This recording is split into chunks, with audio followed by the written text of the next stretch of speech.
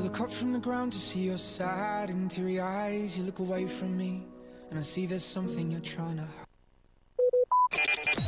hide. Talk radio. I listen to a lot of talk radio. 95.1 FM.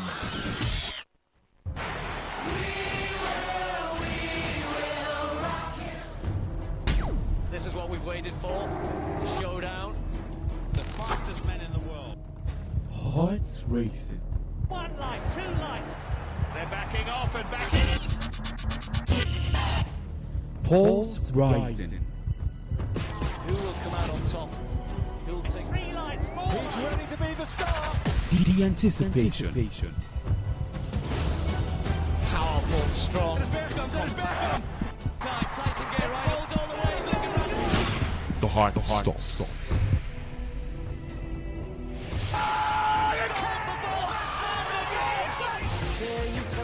Catch the sports gang on Sports Attack Mondays through Fridays, 7:30 a.m. and today.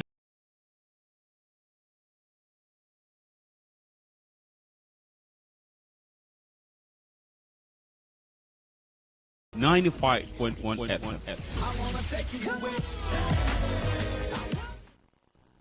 My name is Gianni Infantino, FIFA president. For the best of sports, always listen to Today Sports Live on Today95.1 FM, Port Harcourt. Hello, my name is Kanuanko, aka Papilo. For the latest and trending sports stories, always listen to Today Sports Live on Today95.1 FM, Port Harcourt.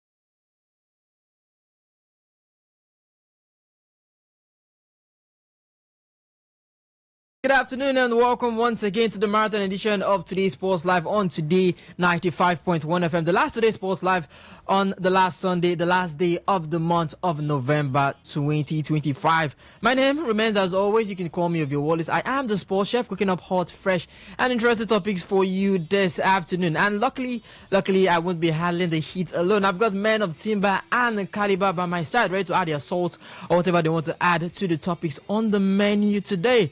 Right beside me, he is the demigod in the world of sports, Osage Ihinwe. Osas, good afternoon to you.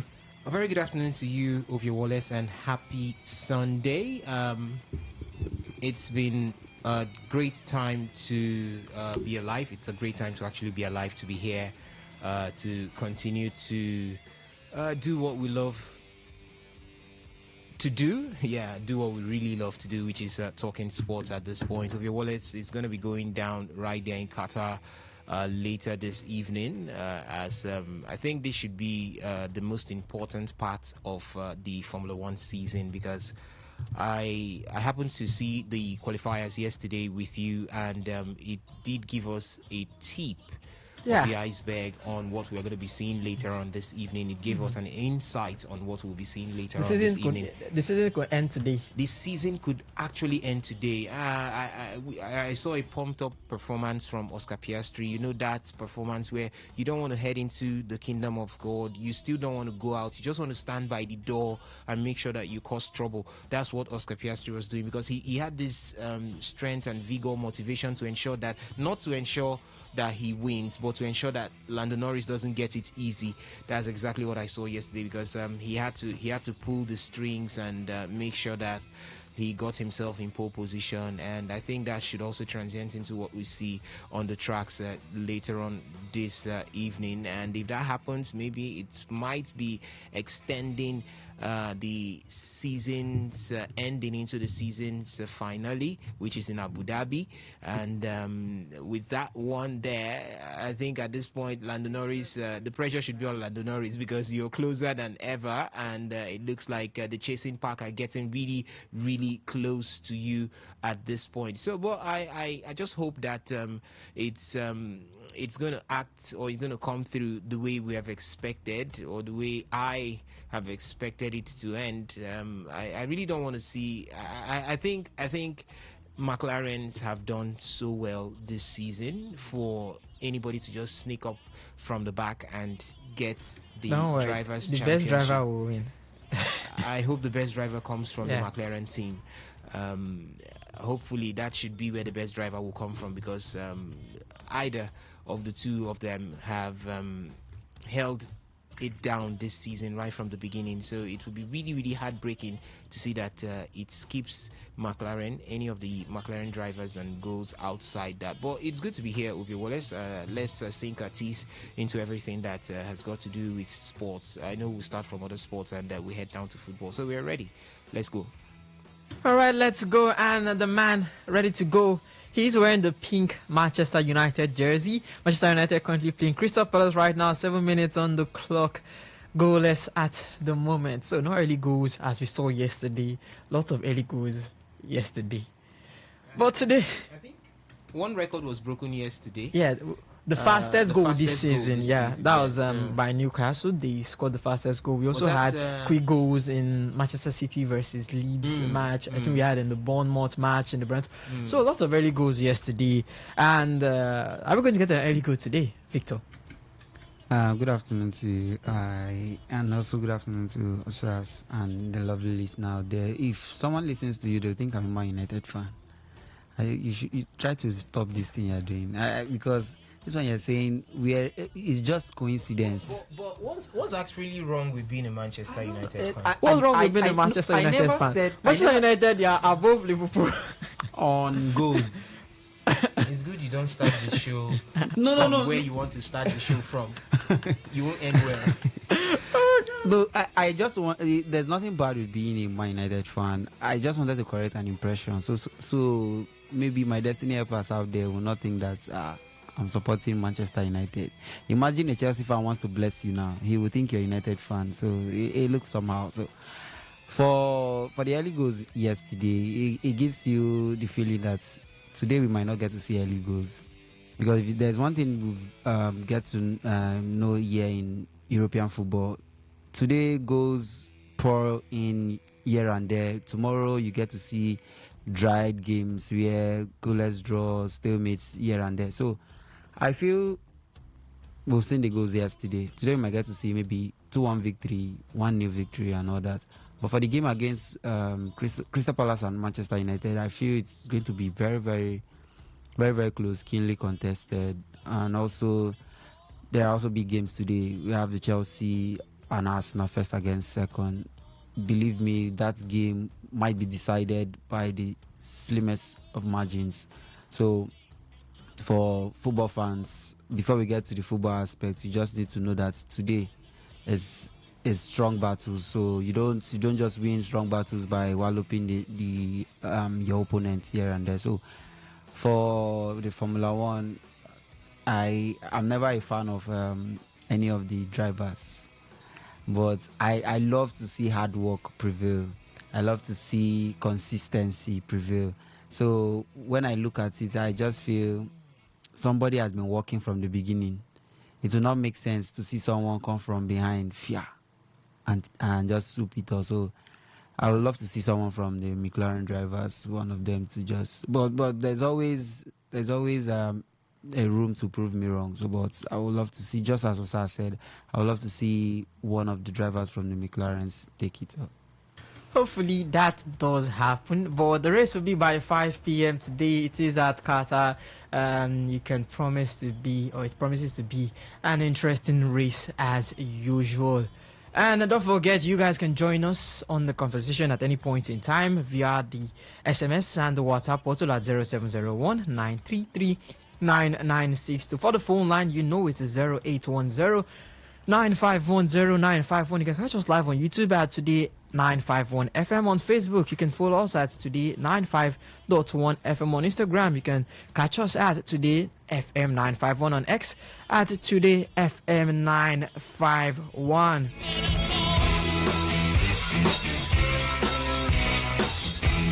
Yes, we've got a lot to discuss, ranging from the ring of boxing, the court of basketball, the high-speed circuits of Formula One, and the evergreen pitch of football. So sit back, relax, and let us serve you till you.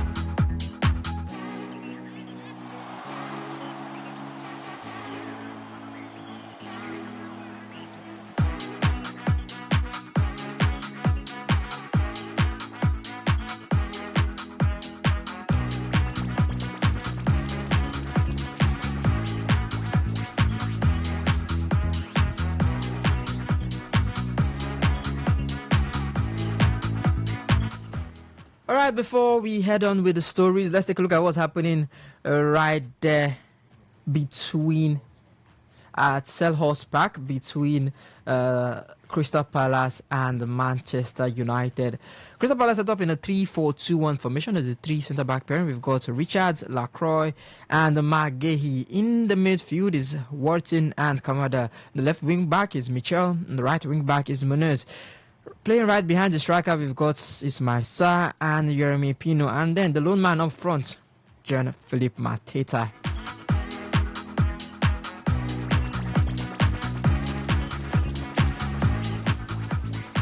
For Manchester United, they set up likewise in a 3-4-2-1 formation. Matches De Ligt, Luke Shaw, and Euro are the three-man pairing at the back. On the left wing back is Diogo Dalot. Right wing back is Amad Diallo. In the midfield is Bruno Fernandes and Casemiro. Right above them, playing right behind the striker, is Mason Mount and Brian Umbremo and Joshua Zexi, the last man up front. In the bench or on the bench for River Glasgow side, it says Walter Benitez, Natia Klein, Jaden Canvort, Jefferson Lerma, Will Hughes, Roman Esse, Justin Devaney, Edwin Nketa, and Christantos Uche. For Manchester United, Ruben Amorim's bench: Atler Binder, Eden Heaven, Tyrell Malacia, Nossa Mazarai, Alessandro Martinez, Patrick Dogu, Kobe Mino, Manuel Ugarte, and Sher Lacey. So no Shesko, no Maguire, no Matheus Cunha.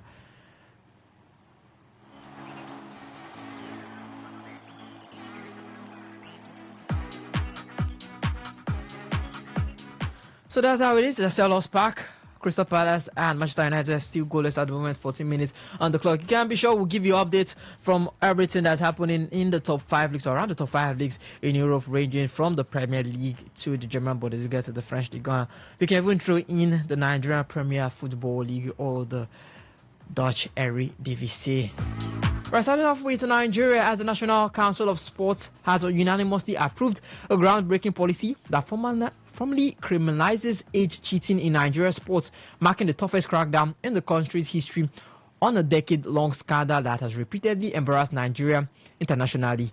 Announced by the National Sports Commission, NSC Chairman Honorable Bukola Olopade at the Second National Council on Sports meeting in Calabar, the policy declares the era of impunity is over. The key features of the policy, which will be effective immediately: criminalization. Age falsification is now a punishable offense under Nigerian sports law. The sanction for athletes is immediate disqualification and stripping of medal and records. 1 to 2 year ban, that's for the first offense. Longer or lifetime bans for repeat offenders. Sanctions for coaches and officials, license suspension up to 3 years.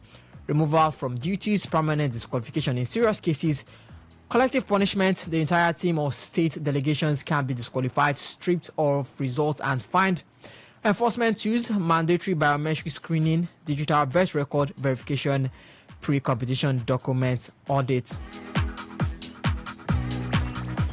The policy applies to all national age grade competitions and will govern Nigeria's participation in CAF, FIFA, FIBA, World Athletics and Olympic events.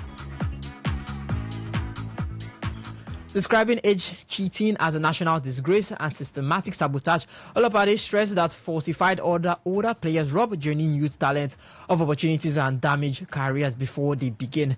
This reform is a flagship component of Nigeria's NSC Renewed Hope Initiative for Nigeria's sports economy, the ROHINSE, the RINSE, or however you want to call it, aligning Nigerians with global best practices enforced by FIFA, IOC, World Athletics and FIBA. The NSC has warned athletes, parents, coaches and administrators, state officials that involvement in or concealment of age fraud will attract severe penalties without exception. Why did it take this long, Osas? Is it because of all the embarrassment, or they've already lost too much when it comes to being competitive on the world stage? Why did it take this long? Is it pressure from FIFA, pressure from CAF? Why did it take long from Nigeria to finally do this? I don't know. I would definitely want to look at it from the aspect that maybe normally from a sane client and from an aspect where everybody who wants development in the society would want to look at it from, I would say, yes, maybe it's now the time to do the right thing. A lot has happened already. Maybe now the Nigerian Sports National Sports Commission and its members, led by Sheodiko, I've decided that it's time now to do the right thing. But something in me still tells me maybe it could also be a publicity stunt, just to ensure that everybody begins to see the NSC, begin to see its officials in the right light. Maybe that could be. I think time will tell, depending on how well they follow this. If they start with selective punishment, maybe they start with an inconsistency to it, then I know that's fine. It was just a publicity stunt. But if you want to ask me, I will tell you that it's the right way to go. Obviously, the right way to go. The entire sports fraternity in Nigeria have lost too much when it has to do with age cheating. It dates back to whenever you want to call it. There are so many things that we have lost. In 2013, Nigeria under-17 team was significantly weakened heavily by the loss of several players from that team due to failure to pass the age examination. It happened in 2016. It happened in 2013. Abuchi Obinwa was one of those who failed that test, and he was based in the US, and one of the shining lights that would have sparked the under-17 Keda right there in the world global stage. But he wasn't able because he failed the MRI test. And you can see that the result of all of this is the fact, is now showing in the fact that Nigeria has not been able, one of the most successful countries when it has to do with age grade competitions, most especially the under-17 Keda. But you can see that it's, I get and before, that's the glory Nigeria has right now, because When was the last time we won the under-17 tournament? Even when was the last time we qualified for the under-17 tournament? We've missed 2 already, and this is a tournament where Nigeria, call them the Golden Eaglets, were always a force to be reckoned with. We will always see them on the global stage there. Even if they don't get to win it, you see them give a good account of themselves. But these days is no longer that way, because stiffer penalties as well as stiffer watch has been put in place to ensure that nobody cheats again when it has to do with age falsification. So I think it's a very, very welcome development at this point. What would it do for the entire sports fraternity, the entire sports setup in Nigeria? To begin to protect genuine athletes. We will no longer be having those who are not supposed to be on the big stage, being on the big stage and telling you that they are very, very young to do what they are. Because the truth is this: the body is not a machine. The human body is not a machine. No matter how you want to train it, no matter how you want to put it under stiff, disciplined routine, it's not a machine.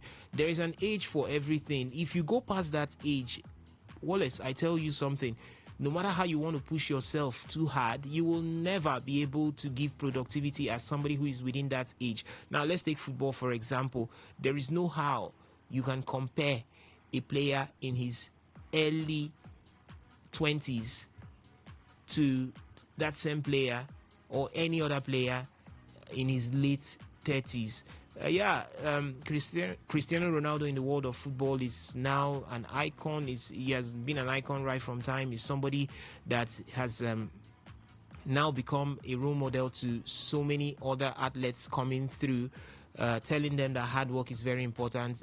Defying age and defying laws, physical laws, and making things happen. But you can never put a Cristiano Ronaldo toe-to-toe against an Erling Haaland as it stands right now.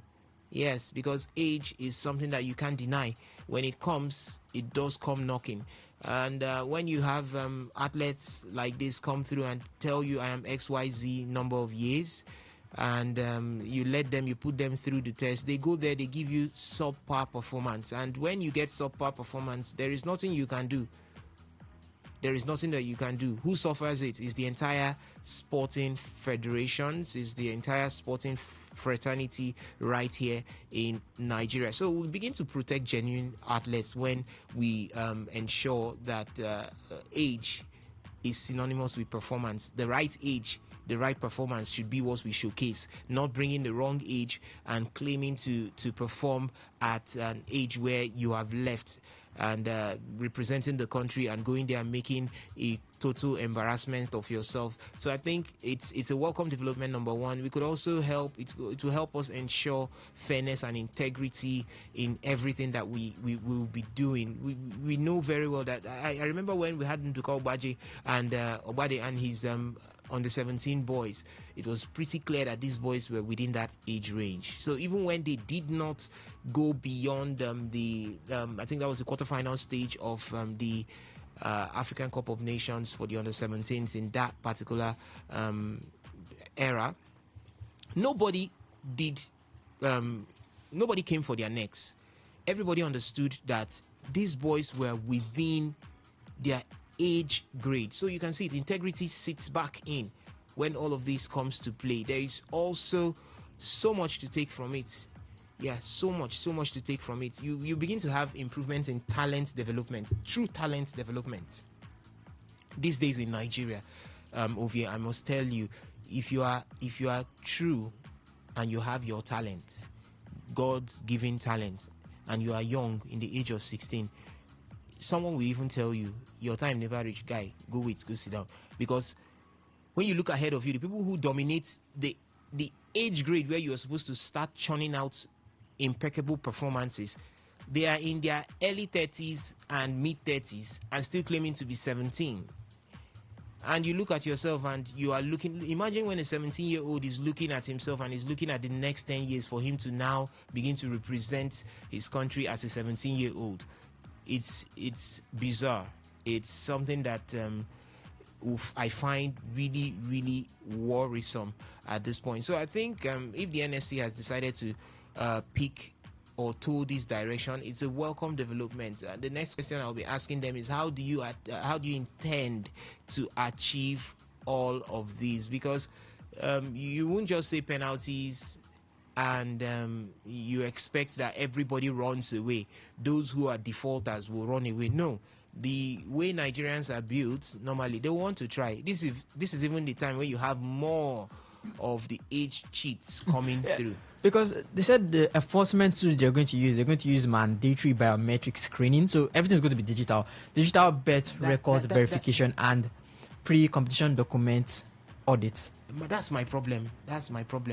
What is mandatory biometric screening? What's digital birth record verification in a country where we cannot ascertain that our biometric system is top-notch, or the records we have are really valid and verifiable? It's a system where even the digital birth records have been tampered with. How do you expect this to work? The global system is not stupid to have decided to go for an MRI scan, a bone check, because some of these ones will not lie to you. That's the truth. So it gives me doubts. It gives me doubts to think that, all right, the basis for this check is pinned on mandatory biometric screening as well as digital birth record verification, because these things are things that could be falsified.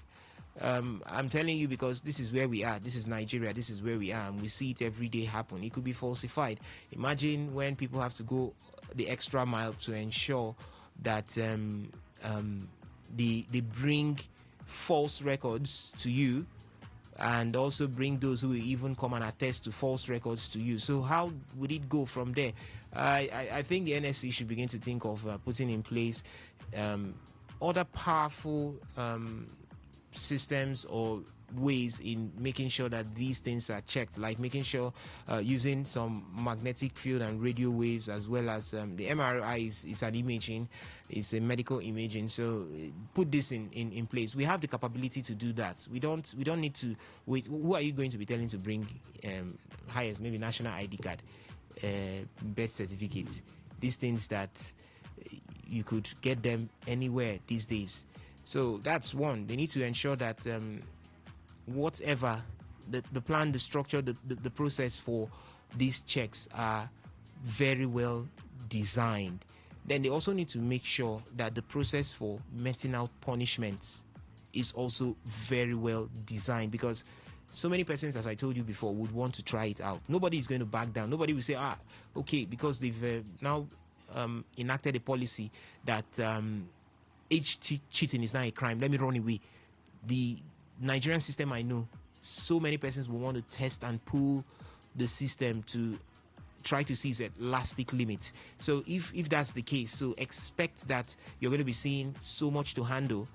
So now, if you have a well-developed penalty system, a well-developed system that can instill this penalty or met out penalties to defaulters, then I think it will serve as a deterrent. Because imagine if Mr. A sees that he has been arrested, maybe his coach has also the license of his coach has been withdrawn, maybe the parents who had to be his guarantor or guardian have also been given financial fines. You find out that the next person, Mr. B, will not want to try. You now know that, oh, okay, we're serious. These guys are serious about this thing. So I think two areas they need to look into. Number one, how you get to verify that this is the right age of an athlete. How you get to make sure that the rules are not jumped, the processes are not jumped. Then number two, how you've met out these punishments. Because you've talked about punishments, yes. How do you go about it? Is it something that you discover today, you send back, and nothing is done about it? The person finds another route to come into the system again. So these are questions I would have wanted to, if I was to sit with the NSC boss, being Shehu Diko, or maybe the Director General being Bukola Olapade. I would have wanted to ask some of these questions: that how does it happen? Even the punishment there should be grades to the punishments. Punishments are not just to individuals alone, because these things are not done by individuals alone. What about the syndicates? You've got syndicates that ensure that they bring to the table those who have false ages, maybe for one reason or the other. So what happens to such syndicates if they have been unraveled and uncovered? What happens to them? So it's a huge one. It's a huge one. When I heard it, I was like, whoa, I hope this is not those irrational decisions that have been made without being properly thought of. Hope it is not something that we'll see today. We say, whoa, we'll celebrate, it's coming. Then in the next 3 months, it disappears. Is there a plan to ensure that even after this present administration, the next administration continues from what you have brought in? Because one problem we have in Nigeria is continuity. That is it. It cuts across our sports, it cuts across politics, it cuts across every part of our lives. Because when an administration leaves, it leaves with all its ideas. Yes, it leaves with everything.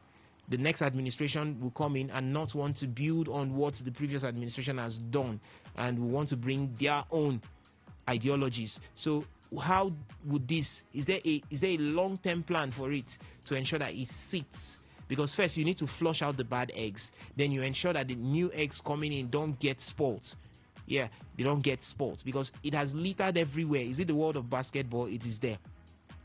Is it football? It is there. Our athletics, it is there. It's there. So in every part of sports right now, it is there. So what are the plans? You need to think of how you flush out this one, sanitize the system, then begin to think of how to create a mindset in the ones growing up to understand that falsifying age is a criminal offense. Because when you go out there and you are caught, you don't just bring a bad name to yourself, you also bring a bad name to the sports fraternity. You also bring a bad name to the nation as a whole. I just hope that all of these would come to see the light of the day and be improved, and definitely have its effect on Nigerian sports. Victor, do you feel any of these punishments might be too harsh? You're looking at, for the athletes, some immediate disqualification and stripping of medal, some 1 to 2 year bans. That's if you're just being a first-time offender. It could be multiple years. Looking at for coaches, they will get their license suspended for up to 3 years. Some could even be removed for duties. Some could be permanently disqualified if some cases are serious. And then you're looking at collective punishment, and that's where some are really looking at. You're looking at entire teams or states or delegations disqualified just because of one person, stripped of results just because of one person. So some of these rules or punishments, are they too harsh? I think before you call it a harsh punishment, you just look at the fact that some innocent players might get, maybe some careers might be ruined because of one person's selfish interest, one person's deceit. Because as a player, let's say you are called up for an under 15 competition, and you know your age is way ahead. You see a 20-year-old going for an under 15 competition, it just doesn't make any sense. Because I can recall from what Osa said, I can recall Nigeria being seen as the giants when it comes to the under 17 football competition. It is that particular competition. Growing up, I saw that there was no country in this world, permit me to say that could challenge Nigeria. We saw it in 2007 when they did it with Yemi Tela's team. We also saw it in 2009 when it was hosted here in Nigeria, what they did. We also saw the set of Kelechi Iheanacho, the rest. But when that transition from that age grade down to the senior team, you still see that same set of players in the European teams. But we find it difficult to see those same set of players in the Nigerian team. And that takes us to the fact that before we go to what it takes us to, let us take a walk to Selhurst Park, as Manchester United have just conceded a goal via. That's penalty. Yeah, it was a penalty. Okay, it was a penalty. Yeah, it was a penalty won by Jean-Philippe Mateta right there, and he stepped up as usual to convert that one and did a very good job as he sent it down the right hand side of Siemens, being the Manchester United's goalkeeper. So it's Crystal Palace 1 and Manchester United still chasing the pack. The first half here has just been Crystal Palace on the ascendancy and United trying to hold back their own, but it's a good start for Oliver Glasner's team, but United still have lots of time in this game to see what they can get from the game. But back to the topic, I just feel the harsh punishment is just for those that are not aware of the situation. But for the punishment, I feel to an extent it is okay, because it will serve as a deterrent to others, because we shouldn't be shouldn't be identified for the negative reasons, because you look at the fact that now football governing body, lots of organizations have been very, very strict with the age, and we're finding it difficult to qualify for competitions that we were once the kingpins. We were once favorites to always win it. So I feel when this is done, you get to see the actual age, the actual players representing. Wow. Wow. A lot is happening at Selhurst Park right there. That penalty seems to have been cut off. It has been chopped off. Yes, it has been chopped off due to a accidental double touch coming from Jean-Philippe Mateta. Let's see. Okay, it was a double touch. The left leg got to the ball and was still with the ball when the right leg came and also touched. So right now that penalty that was well converted by. I think he's taking it again. So it's how is it going to be this time? It's going to be Mateta up against St. Lamens, and if Lamens gets to keep this ball out at this point, I wonder how Mateta will be feeling. He scored the very first one, it got cancelled, and now if he misses this, then it's going to be a huge. Okay, he does. He still scores. He puts it the other way, and Lamens also goes the other way. So it's just an exchange of positions between Mateta and the Manchester United goalkeeper St. Lamens, as Crystal Palace still hold on to, or still confirmed as one goal better than Manchester United right now at the Selhurst Park. If I can recall, Julian Alvarez's penalty was chalked off for same accidental double touch, and he wasn't allowed to replay it. Why is this allowed to replay? Because that day, was it Atletico de Madrid? They lost that game due to the fact that he missed the spot kick. Should I say the pitch was a bit bad, so he took the first touch with his left leg and took the second with his right leg, but they lost that spot kick because of that. But today we are seeing a replay. Maybe with time we get to Spanish. What happens in the Spanish La Liga is obviously different from what you see in the English Premier League. And by the way, that game was between Atletico Madrid and it's obviously Real Madrid. That was that's true. That was one of the Madrid derbies we had. Yesterday we talked a lot about what's happening in the La Liga. So much of accusing fingers being pointed here and there.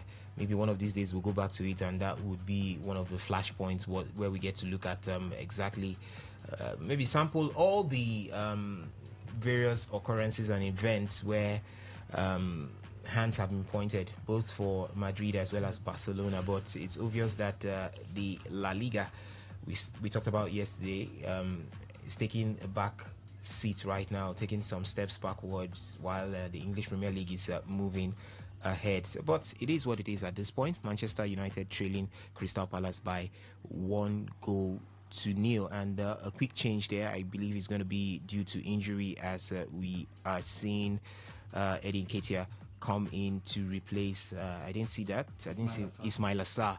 Yeah, coming to replace Ismail Assar at this point. But back to you, Ovie Wallace. All right, so we get to switch things now as the guys are giving you an update on what's happening in the English Premier League. The Manchester United just pour sand in our eye with that their impressive form. And there's still troubles going on in Manchester. Yes, everyone knows there's still troubles, but they felt they fixed at least some of it. Or is it that Crystal Palace are just different? Or when it comes to playing the big teams, that's where Manchester United are Manchester United. I think Crystal Palace. If you want to say, it's not a case of Manchester United losing their winning drive.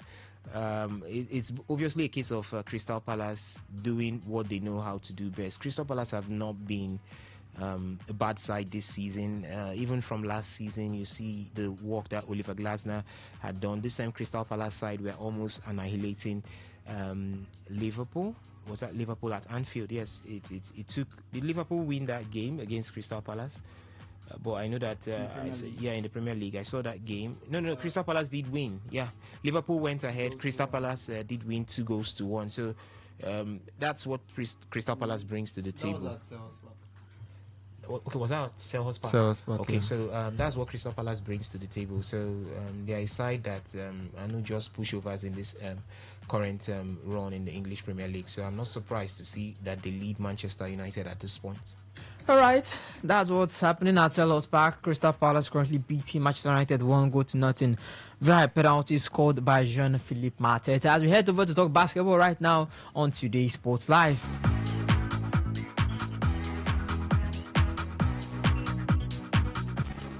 And it's Nigeria seniors men's basketball team, the Tigers, who are on the brink of early elimination after suffering back-to-back defeats in the window one of the 2027 FIBA World Cup African qualifiers held in Riyadh, Tunisia. First loss, Nigeria lost 78-88 to Tunisia in overtime. The second loss was to Guinea, 69-55. An historic first ever defeat to Guinea in 4 meetings since 1985. Guinea dominated with strong defense. Nigeria shot only 27% and 40 combined points from Suleiman Bom Jr. and Shannon Evans. Both Nigeria and Tunisia are now 2-0, while Nigeria and Rwanda are 0-2. Heading into the final group game today at 8 p.m. In today's match, Nigeria versus Rwanda will be a straight knockout. The winner will advance to the next phase with Tunisia and Guinea, where the top three progress. The loser is eliminated from the 2027 World Cup competition. The Tigers coach Abdurrahman Mohamed admitted the team has underperformed and, quoting him, never expected to be winless heading into the decisive game, but insists they can still turn it around. A loss today will mark one of Nigeria's worst ever starts to World Cup qualification and a major upset in African basketball hierarchy.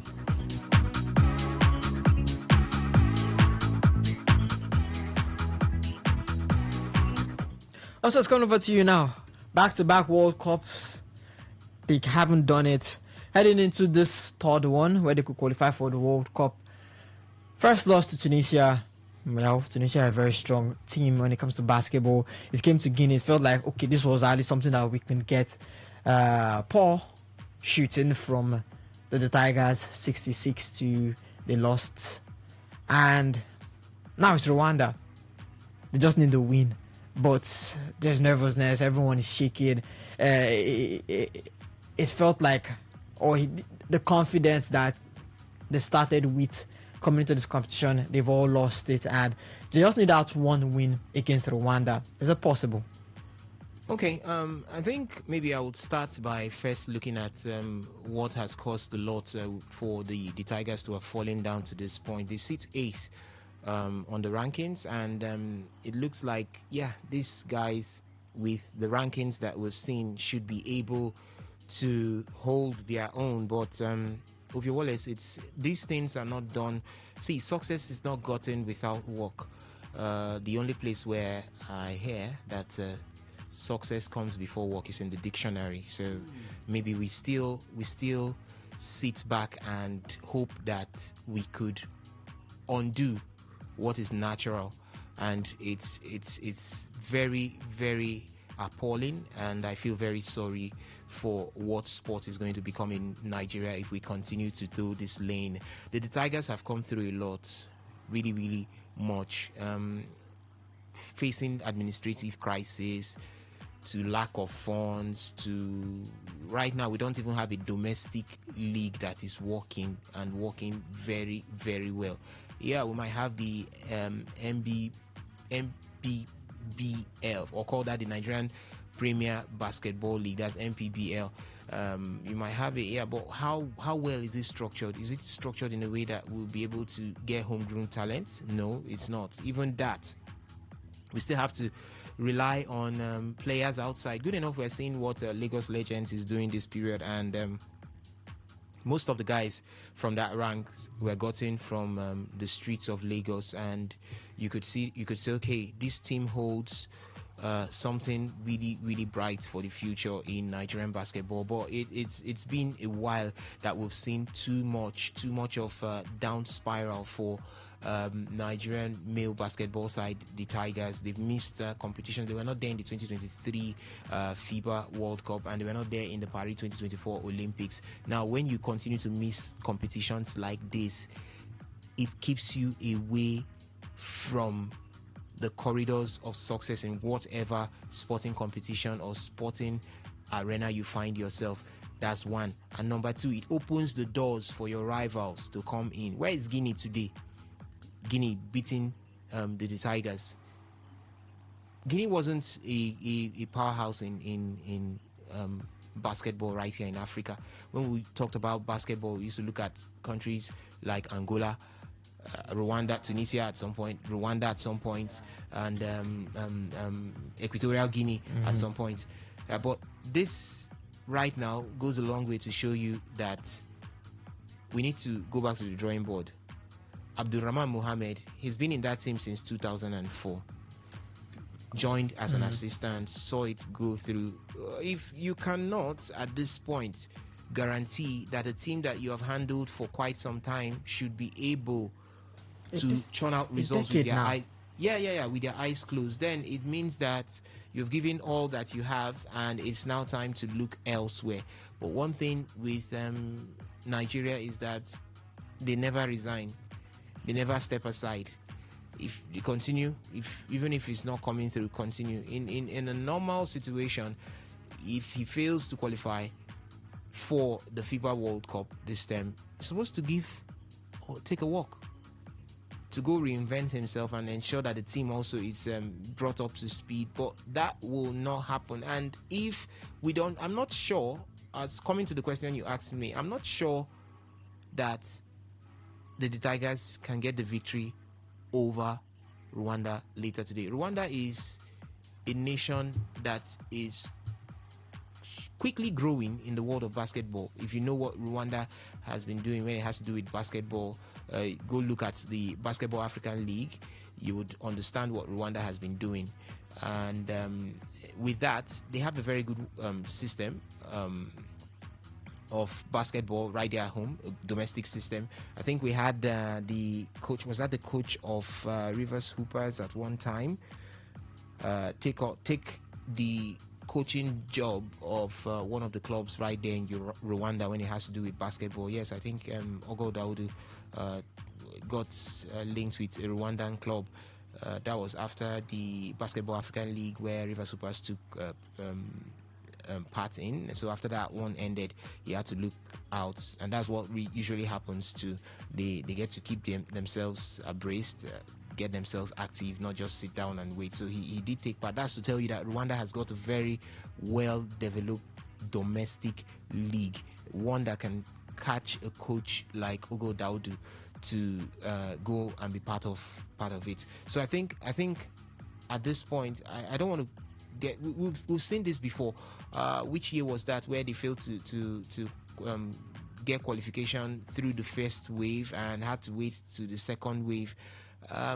It's obvious right now that the Tigers need a revamp. It's obvious right now that all is not well. So I think if possible, just let this slide, then start a rebuild. If you can't qualify for the 2025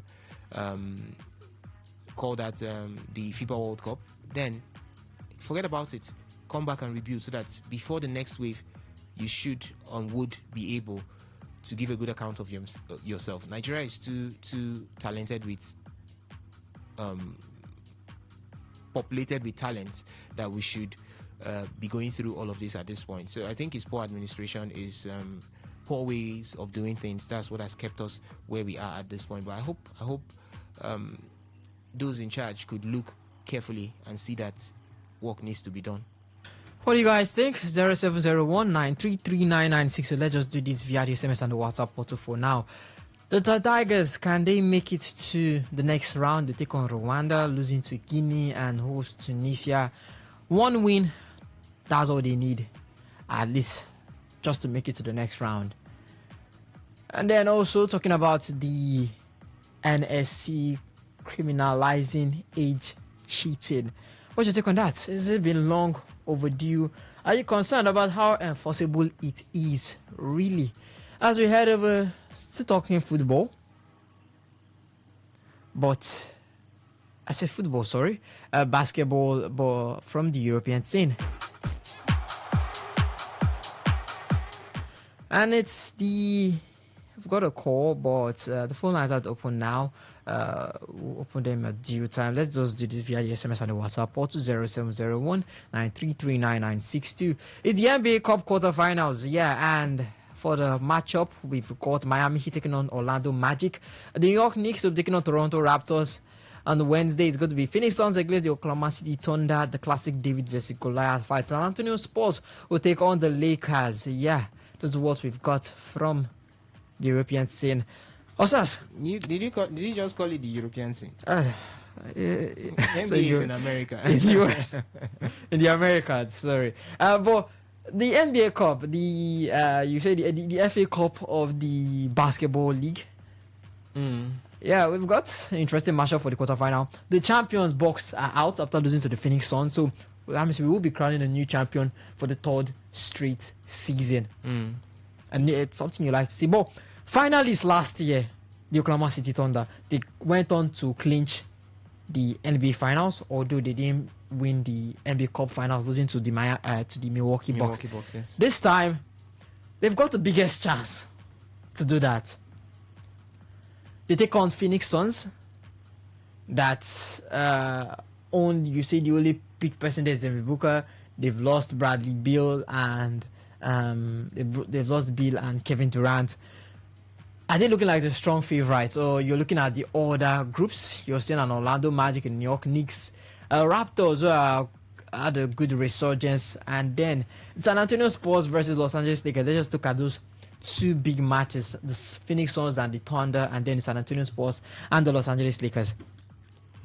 I think OKC has got a lot to offer when it has to do with the NBA Cup. But you know very well that so much is required, both in the number of games that you're going to be playing on the regular season, as well as keeping tab with the NBA Cup. But I think there is no other team that is well fired up this period to be able to churn out good results. There's no other team that is well placed this period. We talked about them last week, holding a 16-1 run through the season. That's 16 wins and just one loss through the season. And you are saying, what else can OKC not give to basketball this term? So I think with the elimination of the Milwaukee Bucks, which were huge favorites winning this one. I know that the Los Angeles Lakers are still in it, and with the Los Angeles Lakers, you just cannot write them off at any point in time. This period now, you're seeing that LeBron is back. You're seeing that Luka Doncic is becoming something else, continues to churn out good results here and there every day. There's also Austin Reeves there, doing his own beats. So I think for the OKCs, they are poised to do something big. But in basketball, you just cannot point out and say, this is the favorites to win it.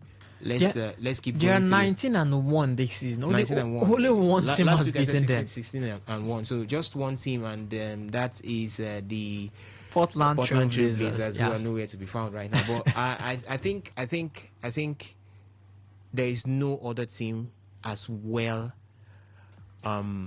guarded to be able to win the NBA Cup, win their conference, as well as go head on to win the NBA championship this season. There's every possibility that the OKCs could do it. They've got the firepower, they've got the men to do that right now. So I think for me, let's just see how things continue to unfold. Could the OKC do a double?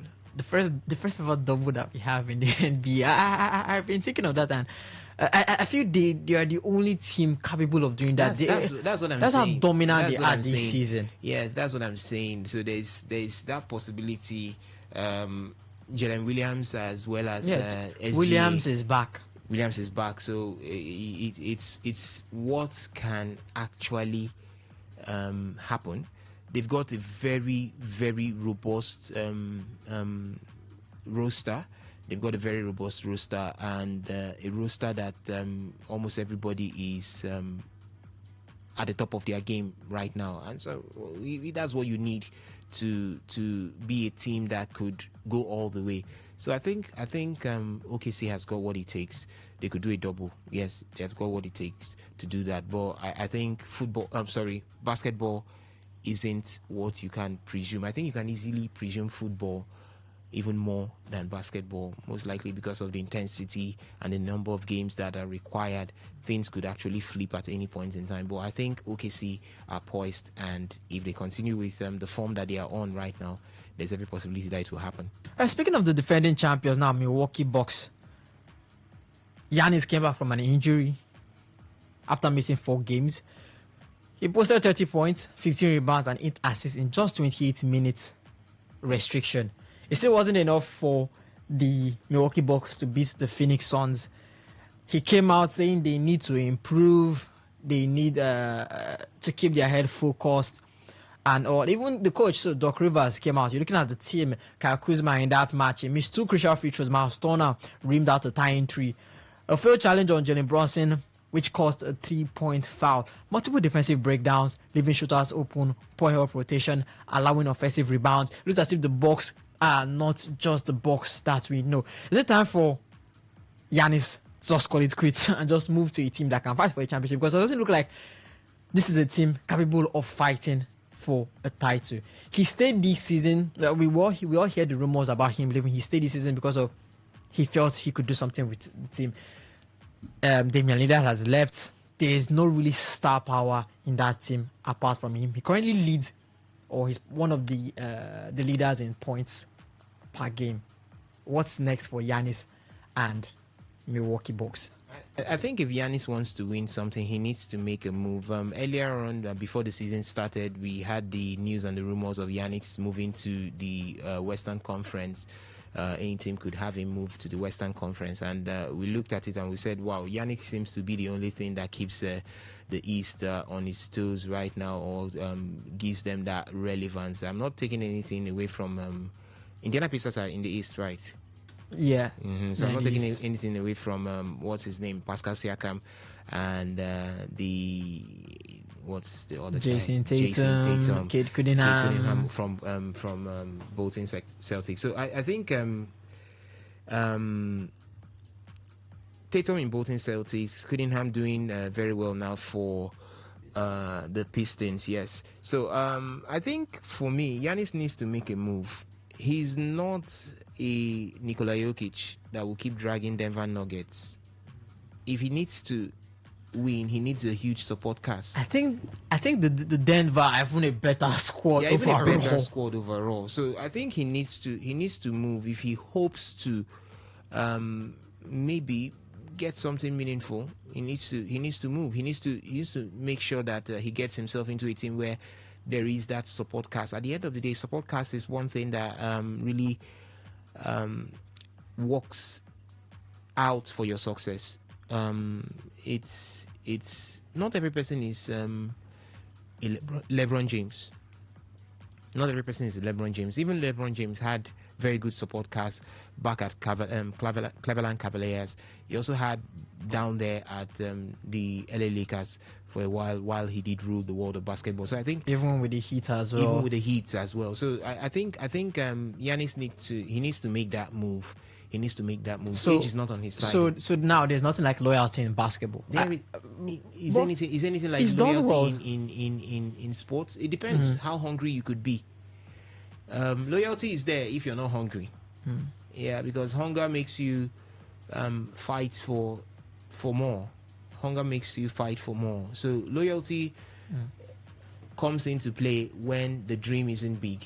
If the dream is really, really big, loyalty will be tested, and maybe its cords will be broken, and you see the other side of it all. But I think it's not a case of loyalty. He has paid his dues to Milwaukee Bucks, if that's what you're looking for. He has done that. He has paid his dues. It's the time now for the man to go out and look for something greener for himself out there. And the only way to do that, if Milwaukee is not in line to beef up that team, they've got so many players in that team, but not really performing to the quality that could support Giannis Antetokounmpo. Remember, Thanasis is also there, his brother, but Thanasis is not one to hold on to. Cole Anthony also, but I think he needs to move. Obviously, he needs to move. All right, what do you feel? Should Giannis leave Milwaukee Bucks? He's already won a title for them, so I think maybe it's long overdue that he does leave the green outfit. Now we head over to talk boxing on Today Sports Live. And it's the big matchup between Olympic gold medalist Anthony Joshua and YouTuber turned boxer Jake Paul, billed as Judgment Day. It's a sanctioned fight, not an exhibition as people are thinking it is, which means knockouts are allowed, results counting towards their official records will also be put. And Reese, one of the three men to ever beat Anthony Joshua in the ring, was kind enough to share some solid advice with Jake Paul ahead of December 19th bout. Let's take a listen to Andy Ruiz. Having faith, don't be scared, and do what you gotta do, ask God for that victory and he will come through, and you just be fearless, that's what you gotta do. You gotta be fearless and give it all you got, just like get Joshua. him with the right hand. That's what Jake Paul's looking for, the right hand, and if he lands, he could do good damage. So a lot of people underestimate Jake Paul, but in reality he's a good fighter and he's dedicated, and that's what I like about him.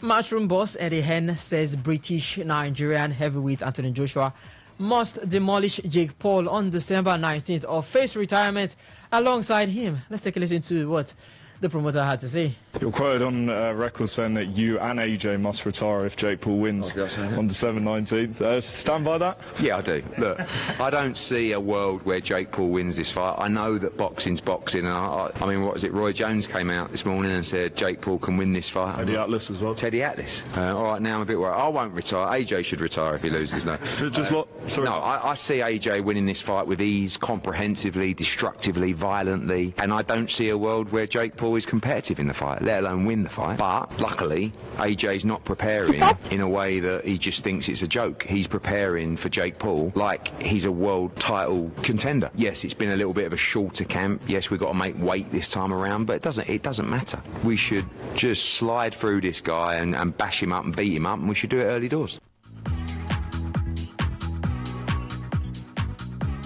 All right, let's hear from former Rivers State heavyweight champion, now boxing promoter and analyst, Big John.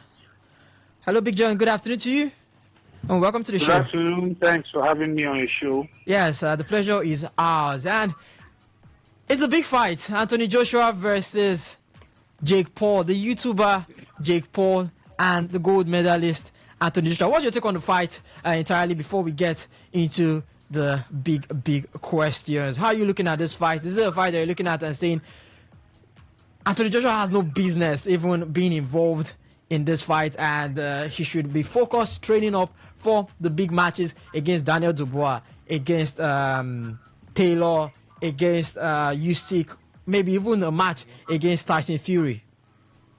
Yes, you're absolutely right. Anthony Joshua shouldn't be fighting fights like this. In fact, I was actually waiting for your big questions to come. In fact, boxing shouldn't allow fights like this to take place. Fights like this are gradually, increasingly degrading the professional sport of boxing. I mean, it's making a whole lot of people who love boxing throw jabs at the sport. This fight shouldn't take place, as far as I'm concerned. Anthony Joshua should be getting ready for people like the Tauma, people like Tyson Fury, and the rest of them, or trying to fight back Daniel Dubois, who he lost to the last time. Definitely not a YouTuber called Jake Paul. All right. How dangerous do you think this fight is? Because you're looking at the size difference between both fighters. Jake Paul is 6'1". Yeah, he's 6'1", and then you're looking at Anthony Joshua 6'6". I looked at Jake Paul, how he has moved up from different weight classes, lightweight, cruiserweight, taking on people like Gervonta Davis, who was 5 feet. But then you're looking at someone 6'1" against someone 6'6", and it's not the first time that Joshua has actually faced someone shorter than him or smaller in size. He fought Andy Ruiz, who is 6'2". Andy Ruiz did beat him. He fought Usyk, who is 6'3". Usyk did beat Anthony Joshua. So, does that give Jake Paul a fighting chance with his size and his speed?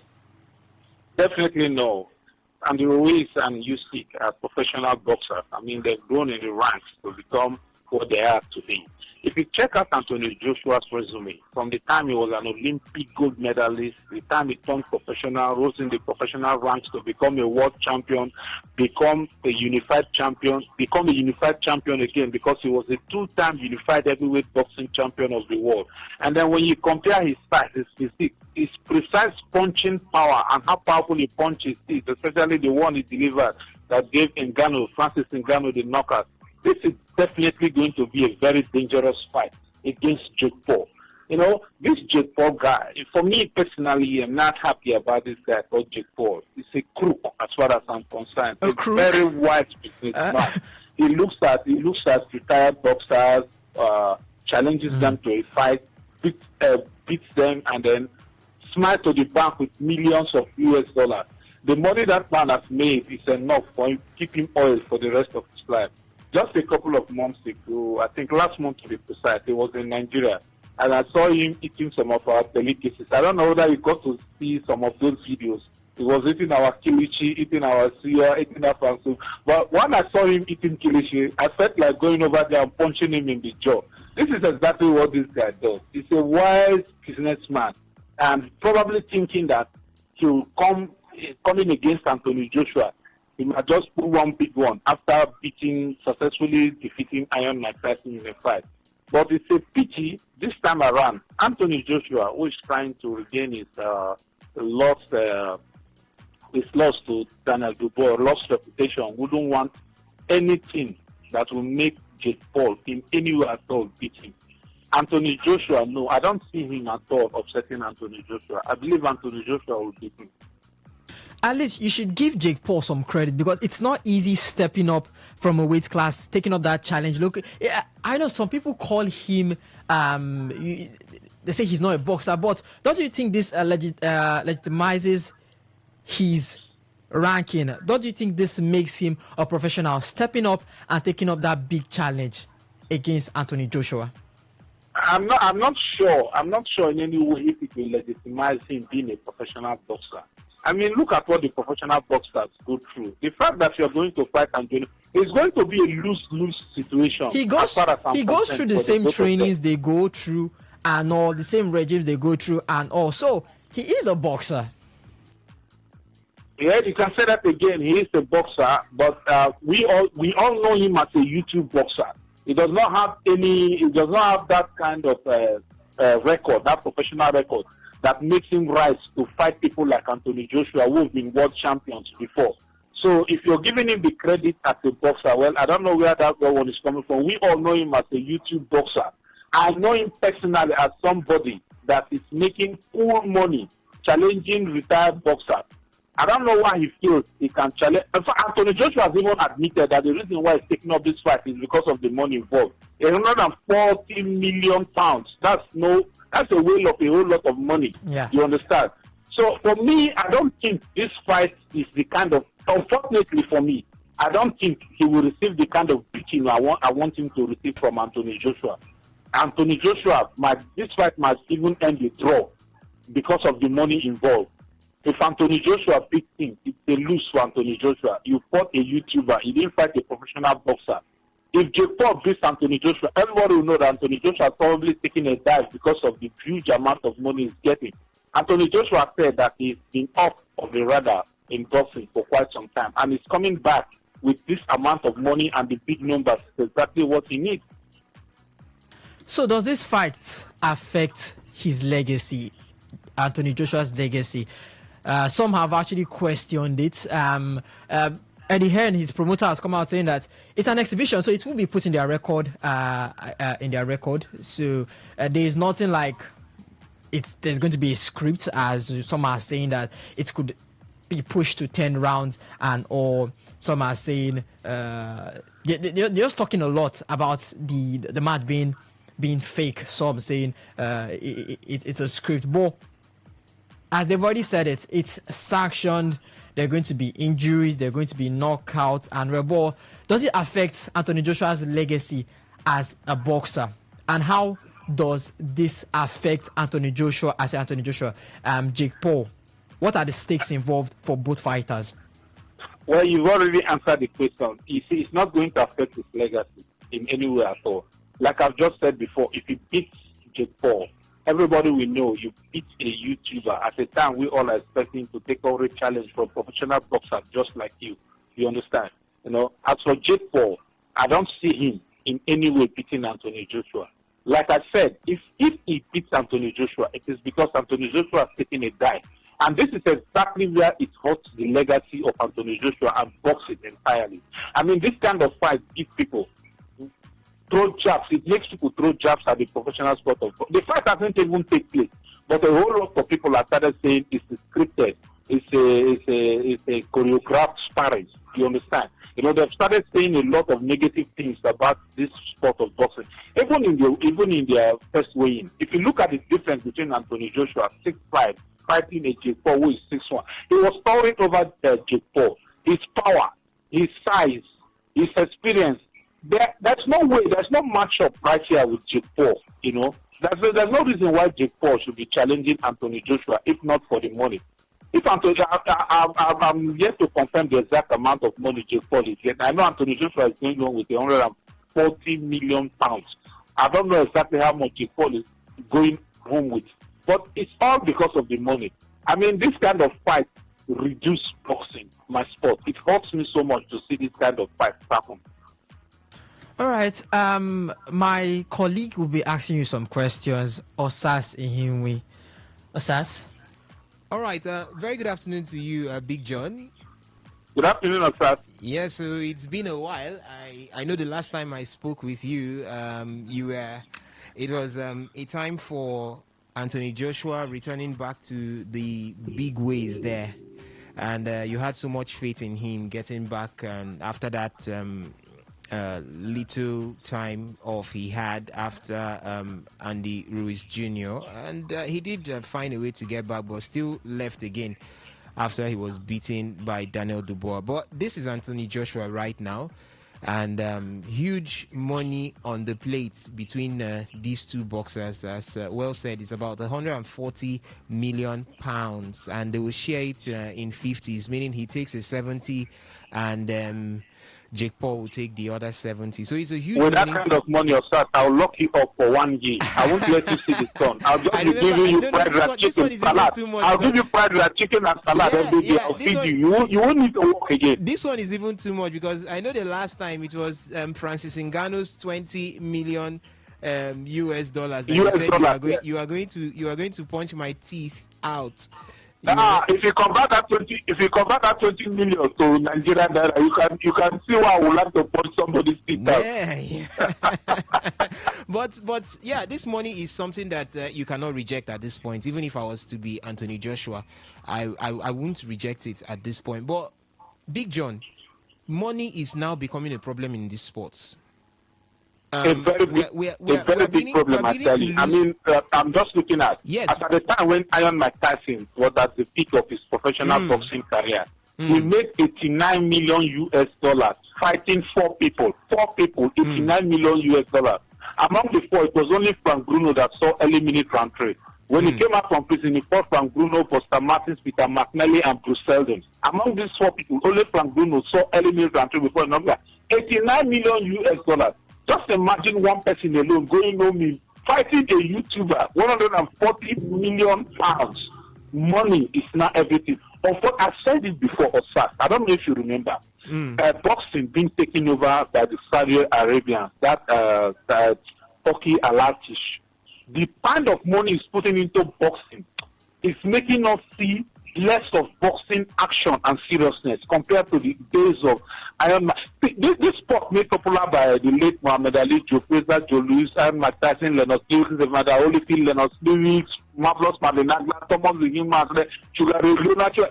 All of a sudden, this sport that can stand head to head with football any day, any time, is now becoming a side play because of the money involved. We don't see this kind of seriousness. Just imagine Anthony Joshua himself admitting that the reason why he's taking up this fight is because of the money involved. You talked about Mike Tyson. I remember back in the days when Mike Tyson had his 8 days, and even when they bring huge amounts of monies on the table and they say go head to head with Mike Tyson, a lot of persons did reject the money back then.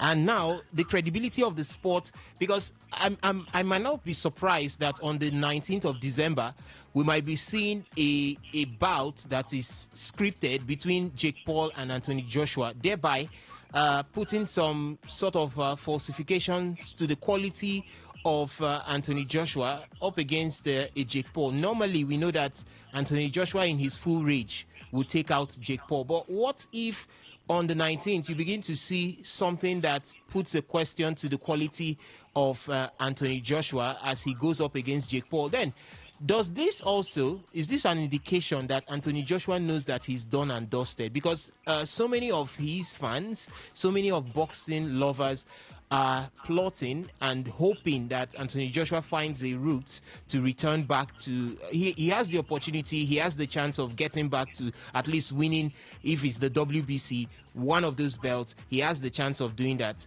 But does this mean that the man has looked at his future, he has looked at the track ahead, and he has seen that there is nothing in it for me? Let me just head back and start getting these monies from that retired boxers get. I think it's done and dusted for me. Do you think that him accepting this bout is just, in as much as we look at it and we say it's not going to tell on his legacy, because it's not going to go down the books? Yes, but does this mean that he has seen it that there's nothing in boxing again for me? Let me just collect what I can get and stick around for a while. Yeah, maybe, Osas. Yes, just maybe. You said it all. On the 19th of December, we're probably going to see a scripted fight. After his loss to Dubois, a whole lot of his fans believe that he should call it a day. You know me, Osas. I am one of Anthony Joshua's top fans. You understand? I support Anthony Joshua for the fact that he's a Nigerian. But I'm also beginning to believe that probably Anthony Joshua is coming to the end of his professional boxing career. He has already made money that no other sportsman has made in Britain. There was a time he was the richest sportsman in Britain. The person before him that was an undisputed heavyweight boxing champion for Britain, talking about Leonard Lewis, he has surpassed Leonard Lewis' income a long time ago, some couple of years, even before he fought Dubois. He has already surpassed the money Leonard Lewis made. It may seem, or it may be, that Anthony Joshua himself had already seen, after his last woeful loss to Dubois, that probably is coming to the end of his career. Otherwise, why would an Anthony Joshua, who should be fighting to redeem his image, go fight Jake Paul? There are people like Itauma. If I were Anthony Joshua, if I really want to bounce back professionally as a boxer that the world will reckon with, I will go for Tyson Fury's jugular. You know, these two people are in Great Britain, and the world has been expecting these two people to fight for quite a long time. There's also a falling Joseph Parker. He could even find a way of rising through.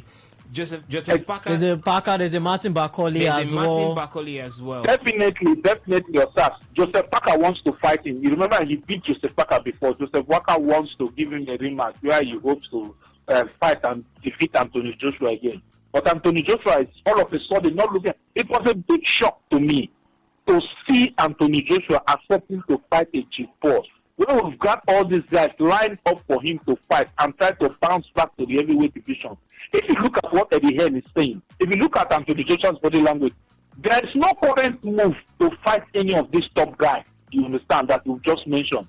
There is not. Oh, okay, to prove to you what I'm saying, after the 19th of December, we will see what happens and we'll see where Anthony Joshua heads. There is no talk about fighting all these other guys. The person he's choosing to fight is a YouTuber called Jake Paul. Somebody that if he beats, there will be no addition to his record. Somebody that if he beats, the world will see as beating somebody that is a YouTuber that's not a professional boxer. Hello. I'm with you. All right. Okay, so Big John, that means it's a whole lot. It's a whole lot now to expect on the 19th of December coming from you. But away from Anthony Joshua at this point, I know a lot of Nigerians would definitely be looking out to see what happens, and if we could also have something that is related to Nigeria in the world of boxing return to the big stage. But if Anthony Joshua, according to what we are seeing, maybe he has accepted that he has gotten to the twilight of his career, and maybe this is just the money spinning fight that he would now be heading to. But we've got Moses Itauma also in the mix. A lot has been talked about him. I wanted to really ask you about him because of your expertise when it has to do with boxing. Looking at this young man, I know at some point he might have been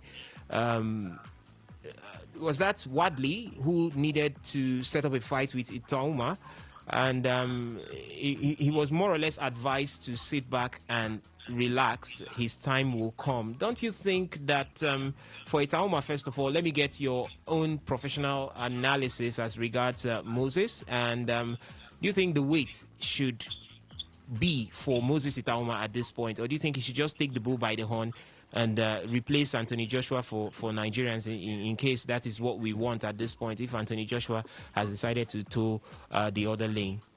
Yes, sir. Everybody wants Itauma. Everybody's looking up to Itauma now.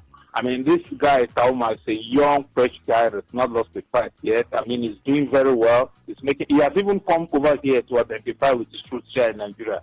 Actually, a lot of people were looking forward to see Anthony Joshua clash with Itauma or Ife Ajagba. I remember Ife Ajagba. He's also a Nigerian boxer doing well. Yeah, that has even called out Anthony Joshua for a fight before. I can't remember Itauma calling out Anthony Joshua, but I know that Ife Ajagba has actually called out Itauma for a fight. Martin Bakole too has also called out Anthony Joshua for a fight, like what we saw rumble in the jungle between Muhammad Ali and George Foreman, 1974. So, I mean, a lot of us, we've seen Anthony Joshua. We've seen the money he's made. We've seen, for me personally, as an Anthony Joshua fan, I believe I've seen Anthony Joshua past his peak. You understand? The two defeats handed to him by Usyk actually did something to him. So I don't see Anthony Joshua bouncing back to be the boxing great he was as a unified heavyweight boxing champion a couple of years ago. So we are looking at Itauma, and we're expecting Itauma to be the man that will fly the Nigerian flag. All right. Thank you for that, Osas. Still talking about Anthony Joshua now. After the bout against Jake Paul, they are teasing a Tyson Fury return. Is that the next step, or should that be the next step after he does knock out, or that is if he does knock out Jake Paul, or try and get back with the real people still in the division? Because many people want to see a Tyson Fury and Anthony Joshua fights. They've been clamoring for ages, but hasn't it gotten past the point where we don't need this fight again? It's not as big as it was when we're talking about 3-4 years ago. Believe me, even if the fight comes next year, it will be one of the biggest non-titled heavyweight clashes.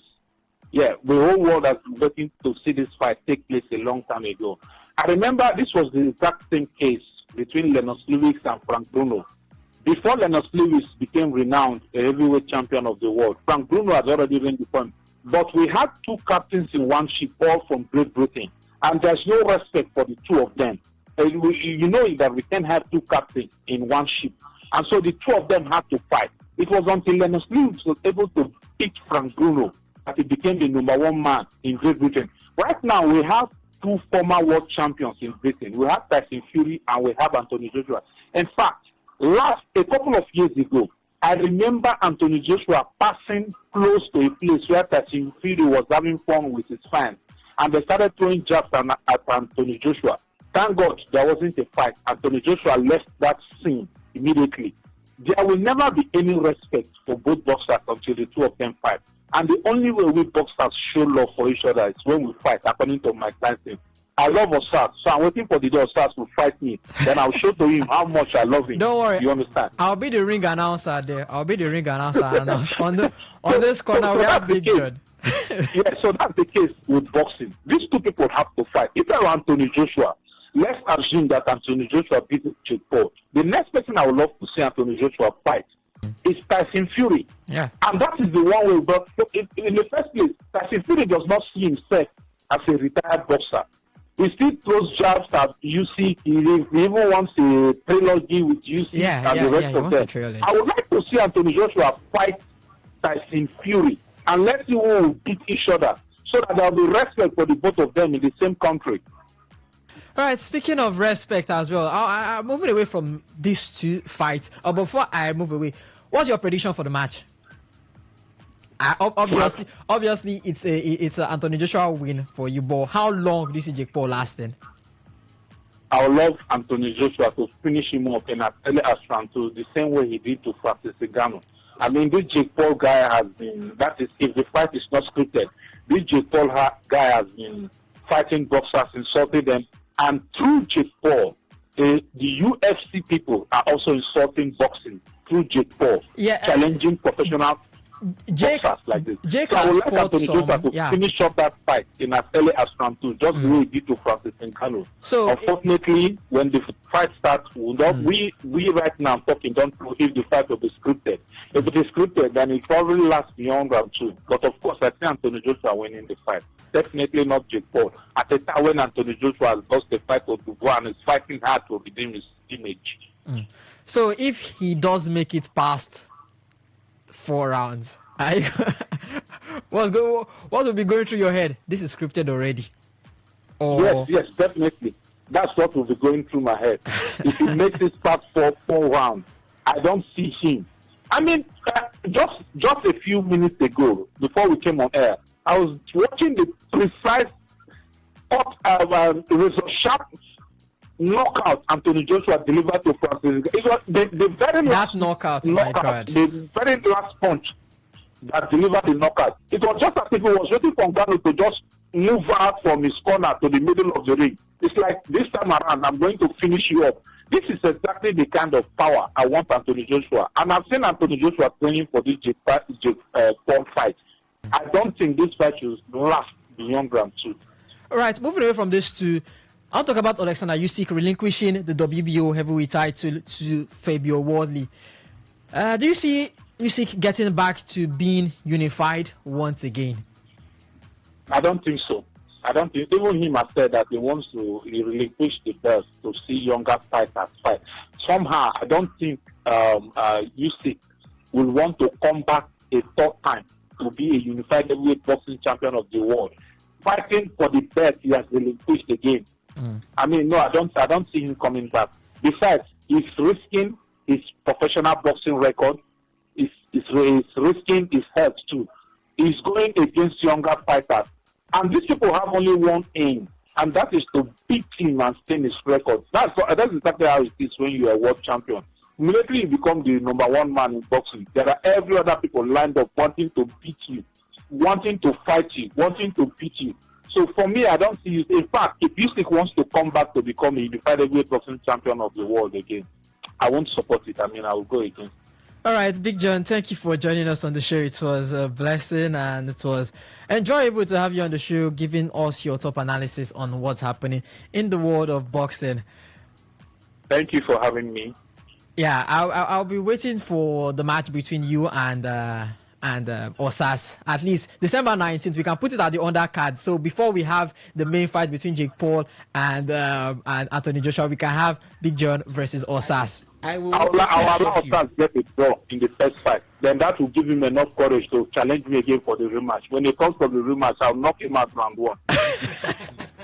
The first fight, I will give him a draw so that I will be encouraged enough. People will pump in more money so that I want more money to get into Osas' pocket. So when I give him a draw, he will come back. Even you will want to see the rematch. I fight Big John. He give Big John draw. This time he will beat Big John. But by the time he comes back for the rematch, I'll knock him out round 1. All right, Big John. Thank you for for joining us. Do have a blessed day.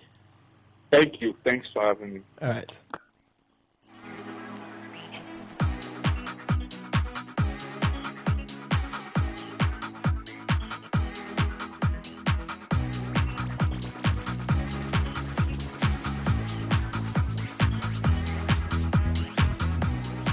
Yes, and that was former Rivers heavyweight champion, now boxing promoter and analyst Big John, joining us on today's Sports Live, giving us his analysis on what's happening in the world of boxing. We'll get you guys' thoughts and views on what all we've talked about. Let's just go on this quick, short break.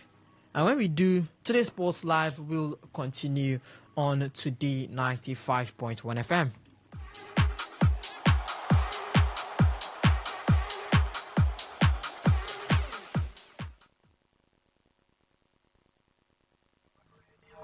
A lot of I just want to have fun.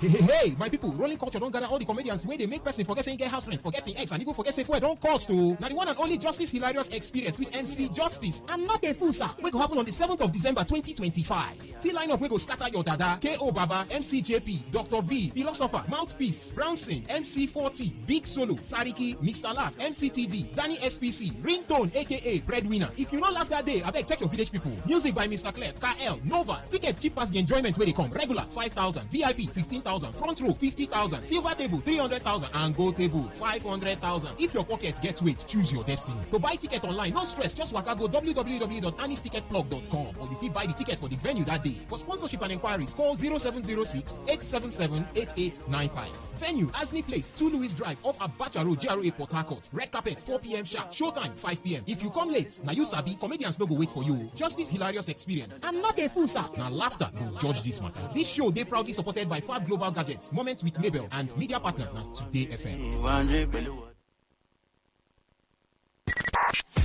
95.1 FM, voice of the people. And we're back.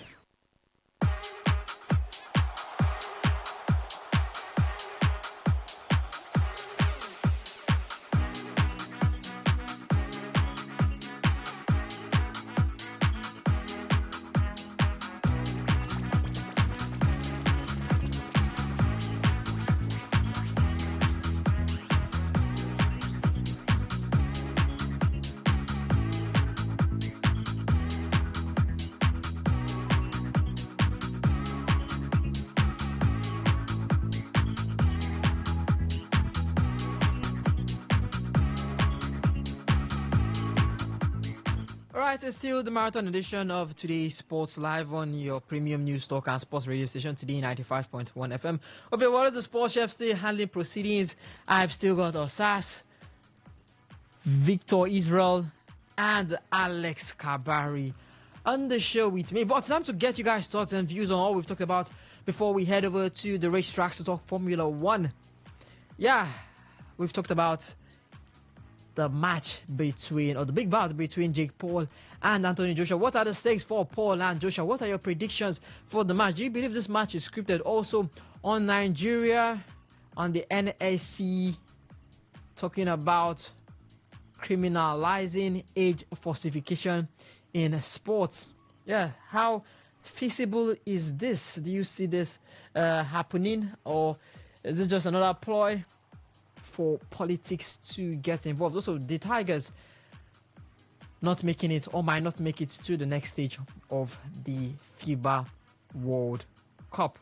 They can Rwanda later today by 8 p.m. They need just to win that game, and then they move on to the next round. What's your take on all those? 0810 9510 951. For the SMS and the WhatsApp, port to 0701 933 9962. Hello, caller. Good afternoon to you.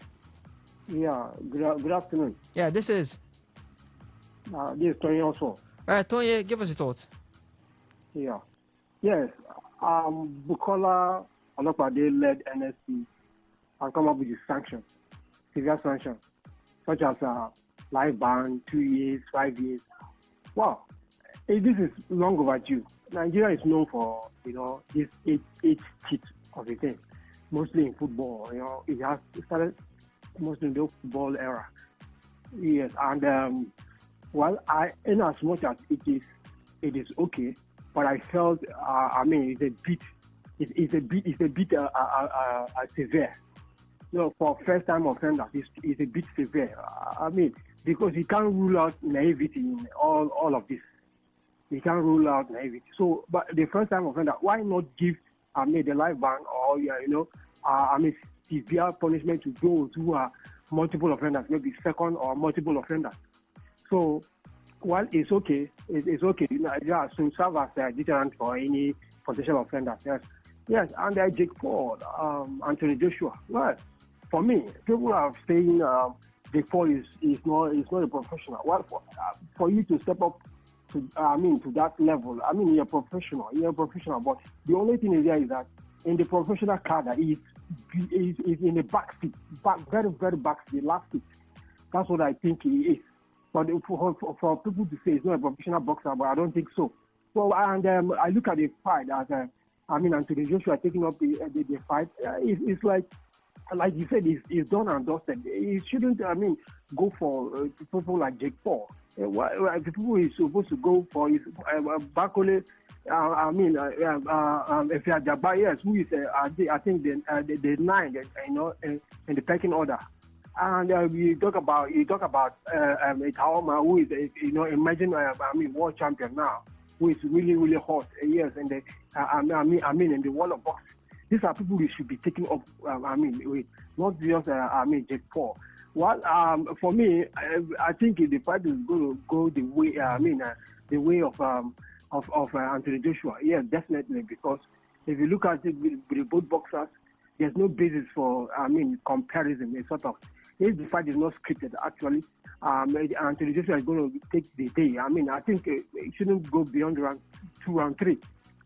Yes, that is what I felt. Anthony Joshua should be doing.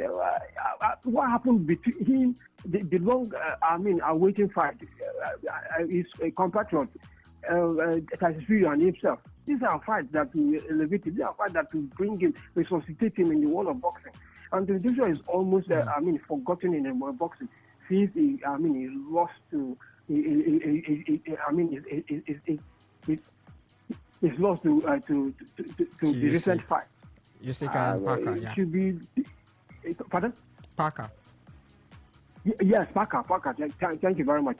It should be looking for good fights, to bring, to get, the ranking order up.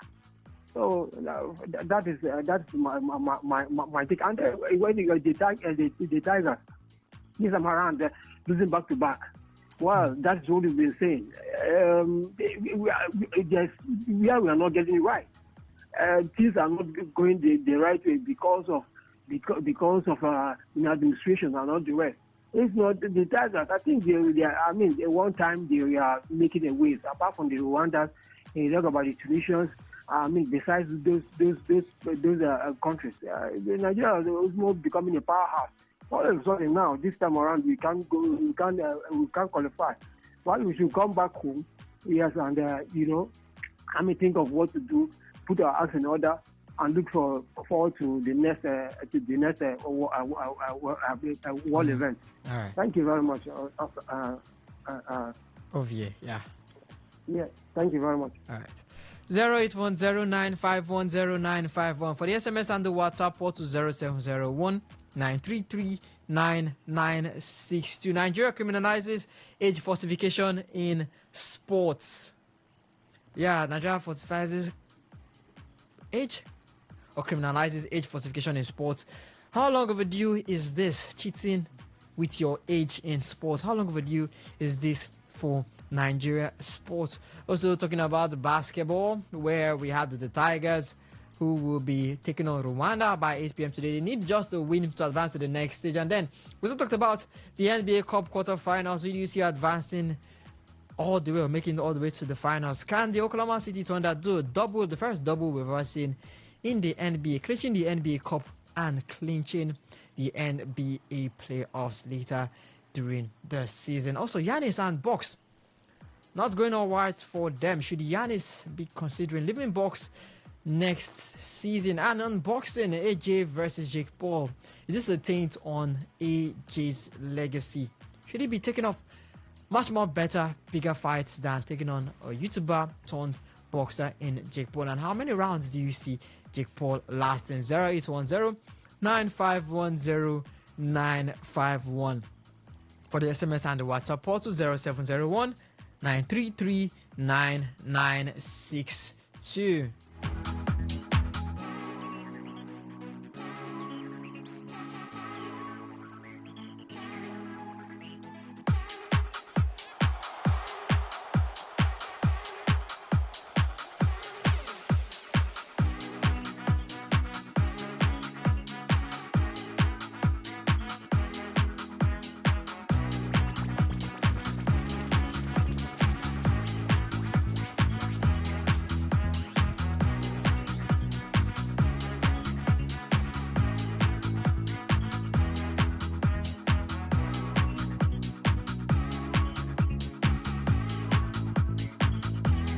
Alright, we've got some messages from the SMS and the WhatsApp portal. This one says, my friend Icha was 25 years when I was 22 years old. He went for screening in Nigeria of under 19 or so, and he was screened through. During the international competition screening of age, he was pointed out as being above the age. He failed the test. I think it to do sports well to sanction the country, not the player or the athlete, because the country is supposed to have done their thorough test of age before presenting such players to the competition, to the world competition.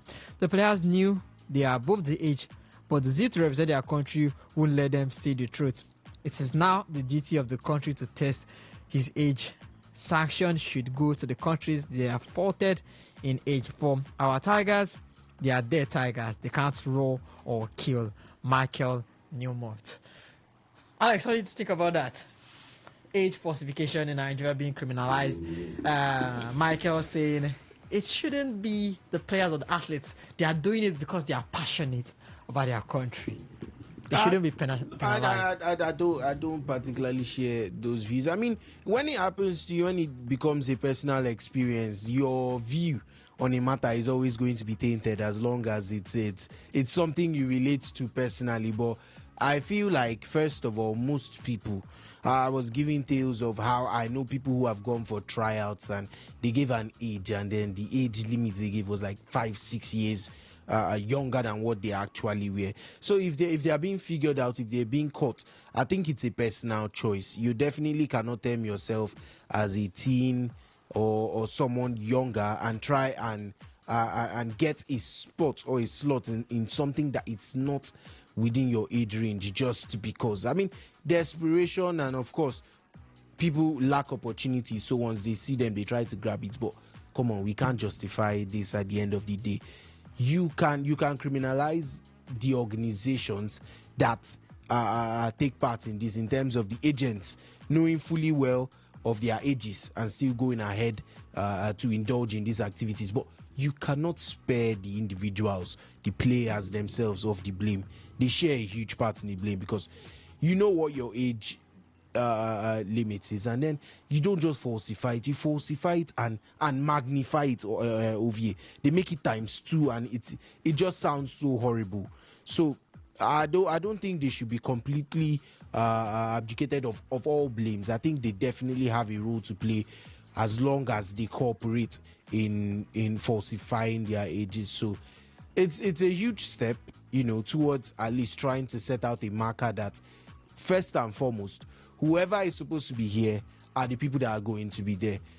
You're not going to completely do it, But I'll tell you, this tournament is for 18-year-olds, and I bet you that every or at least 80 to 90% of the tournament will be for 18-year-olds. Look at the Olympics. When they are being called to represent the Olympics, you're allowed to pick 3 senior players. Apart from that, everyone else is expected to be below the ages of 21. So you already have a standard or a precedent there.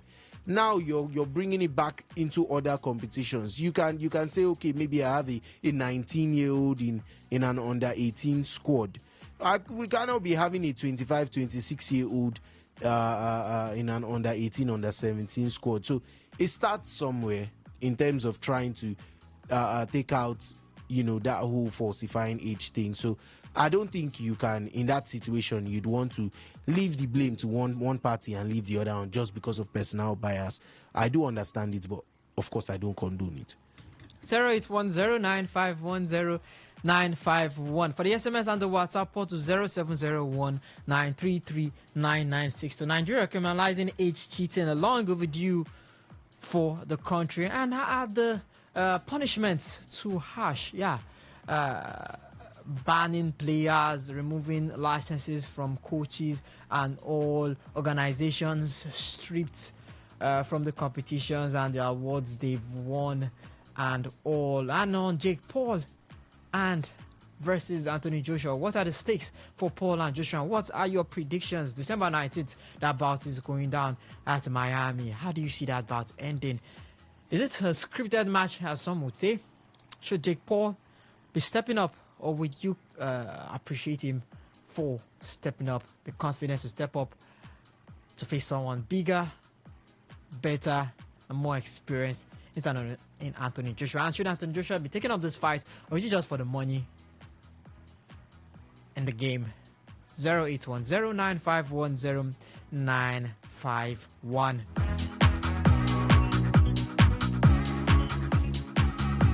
All right, now we head over to the fast tracks of Formula One, and it is about the Qatar Grand Prix.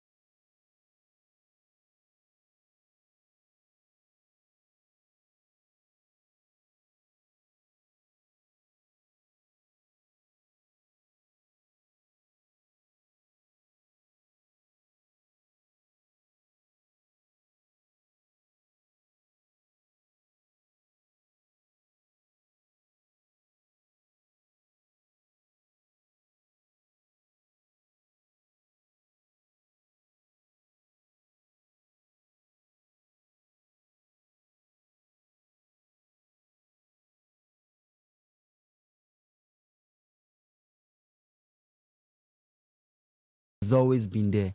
Real Madrid we are trying to pit them up for the fact that yes, they know how to chase free agents, and that is why, because it was never there were no time when Real Madrid came in all out to say yes, we are actually talking to this player. We know about the Trent Alexander-Arnold saga, where rumors had it that they were in talks already, but the Real Madrid case and Konate have not been like that. The only things we get to hear is Liverpool have offered him a deal, and he has turned it down for the fact that he haven't met his valuation. Now, the last deal, they said he's still yet to reject it, and he's still yet to accept it. I think the man is just trying to buy himself time to see what he can get from Paris Saint-Germain. But imagine a French international playing for the best French team there. We looked at it's not like the case of Mamadou Sakho that came from Paris Saint-Germain being the youngest captain of the team. Then this one is yet to kick a ball for the French giants. So what a better way going there as a free agent in your prime. So I feel Liverpool also knows that he might not get to sign a new deal, and that is why they're working on replacements already. In as much as they want to keep him, they also don't want to be caught in like that of the case of Arnold, where they had to get a replacement at the dying embers of the news of him leaving Liverpool. This is quite comical, and that was Liverpool trying to create something from the game. But still, it shows that Arne Slot wants to win the game, because it was a big call to drop Mohamed Salah on the bench for Florian Wirtz playing off the right. And Florian Wirtz has shown that playing off the right, I said it, he has been the one creating chances, and that was another chance again being created. Victor, I feel like a lot of people have questioned Arne Slot over the last couple of weeks about his decision making. I mean, you have a Chiesa who proves to be very reliable off the bench, a Rio Ngumuha that could probably make something happen, as much as the boy is still full of inexperience and young. And at the same time, sometimes Salah does not seem to be working. Why start him in some matches? Or sometimes, why does Salah play full 90 minutes? So does this has to like say something about Arne Slot and the fact that, I mean, he's willing to change when he sees that his ideas are not working for, because it's a huge call, and a lot of people said he didn't have the guts to take Mohamed Salah off the team. But I mean, it's a huge call, and I think probably a step in the right direction, at least when it concerns Mohamed Salah.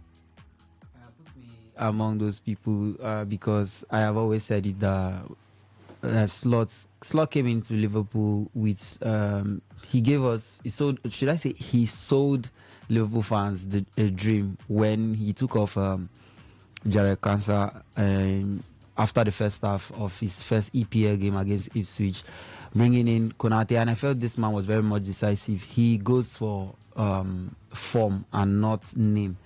But what happened next? You see this season, Liverpool's attack, the bright spark has been Hugo Ekitike and Federico Chiesa, but he won't hesitate to drop Ekitike on the bench for Isak, that is still trying to find his feet. Then you also look at Chiesa. He only turns to Chiesa when he sees all hope is lost. In the 80th minute, you bring him in against Bournemouth in the first game of the season. He came in, he got a goal. Against Newcastle, you also brought him in. He did his beats, and Liverpool got a late winner. I feel the football has gone past the time when people play based on names. You need to play football based on form. We know that class is permanent, but form is temporal. But there are times when someone needs to sit on the bench to actually understand what he is doing wrong, that needs to step up so he can get into game time. You don't know what keeping Salah on the bench or keeping Cody Gakpo on the bench will actually do for him. It will do him a lot of good, because he knows that I need to work harder to get back my starting shirt. But when a player starts games week in, week out, irrespective of the bad form, The player, for me, I feel the player will not work harder because he knows no matter what I do, I'm always the first name on the team sheet, and that is not actually good for the team. There are lots of players that shouldn't be starting games for Liverpool currently because they are way below par in terms of performances, not in terms of quality. The quality is there, but the performances are not that up to speed. We saw during Jurgen Klopp did start a young Harvey Elliott. There were times when Stefan Bajcetic did drop Fabinho, someone of the quality of Fabinho, on the bench. Bajcetic started a Merseyside derby. A derby is not a game where you throw in a young lad to just go and feel the atmosphere. It means that you trust that young lad to deliver on the biggest of stages. So if Arne Slot actually, I feel he's actually patronizing most of the senior players and not letting those in form play games. Chiesa turned down opportunities to go play for the national team during the international break because the man feels he can get back his club career on the right track, and he wants to. He even turned down a chance to leave Liverpool during the summer transfer window because he says he loves this team. He wants to fight for his spots back. But I don't know. Some fans will say, is it a case of sharing nationality with Cody Gakpo that is making Gakpo start games? Because I don't know if memory serves me right. Chiesa was once a left winger when he came from Fiorentina down to Juventus. He was a left winger. I see no reason why a natural left winger is in the team and Cody Gakpo is playing. I am not saying Cody Gakpo cannot play from the left wing, but the man is bereft of ideas when he goes 1v1 with a defender. He just believes in cut and shoot, and it's too straightforward. It looks like you reading a textbook. You know Cody Gakpo is going to cut and shoot. If he doesn't cut and shoot, he takes it to the byline, tries to cross with his left foot, and that's all. And I'm not even saying play Chiesa there. There are times when Salah needs to go to the bench. You play Chiesa from the right wing. And the only winger that can maybe show skills, give the defender something to think of, is a young lad, Rio Ngumoa. A certain Lamine Yamal started for Barcelona even before he turned 18. And this young lad is 17. Why not throw him in? We remember when Raheem Sterling started for Liverpool. I think the first game he played was a big game against Manchester City, where he went up against Kolo Touré.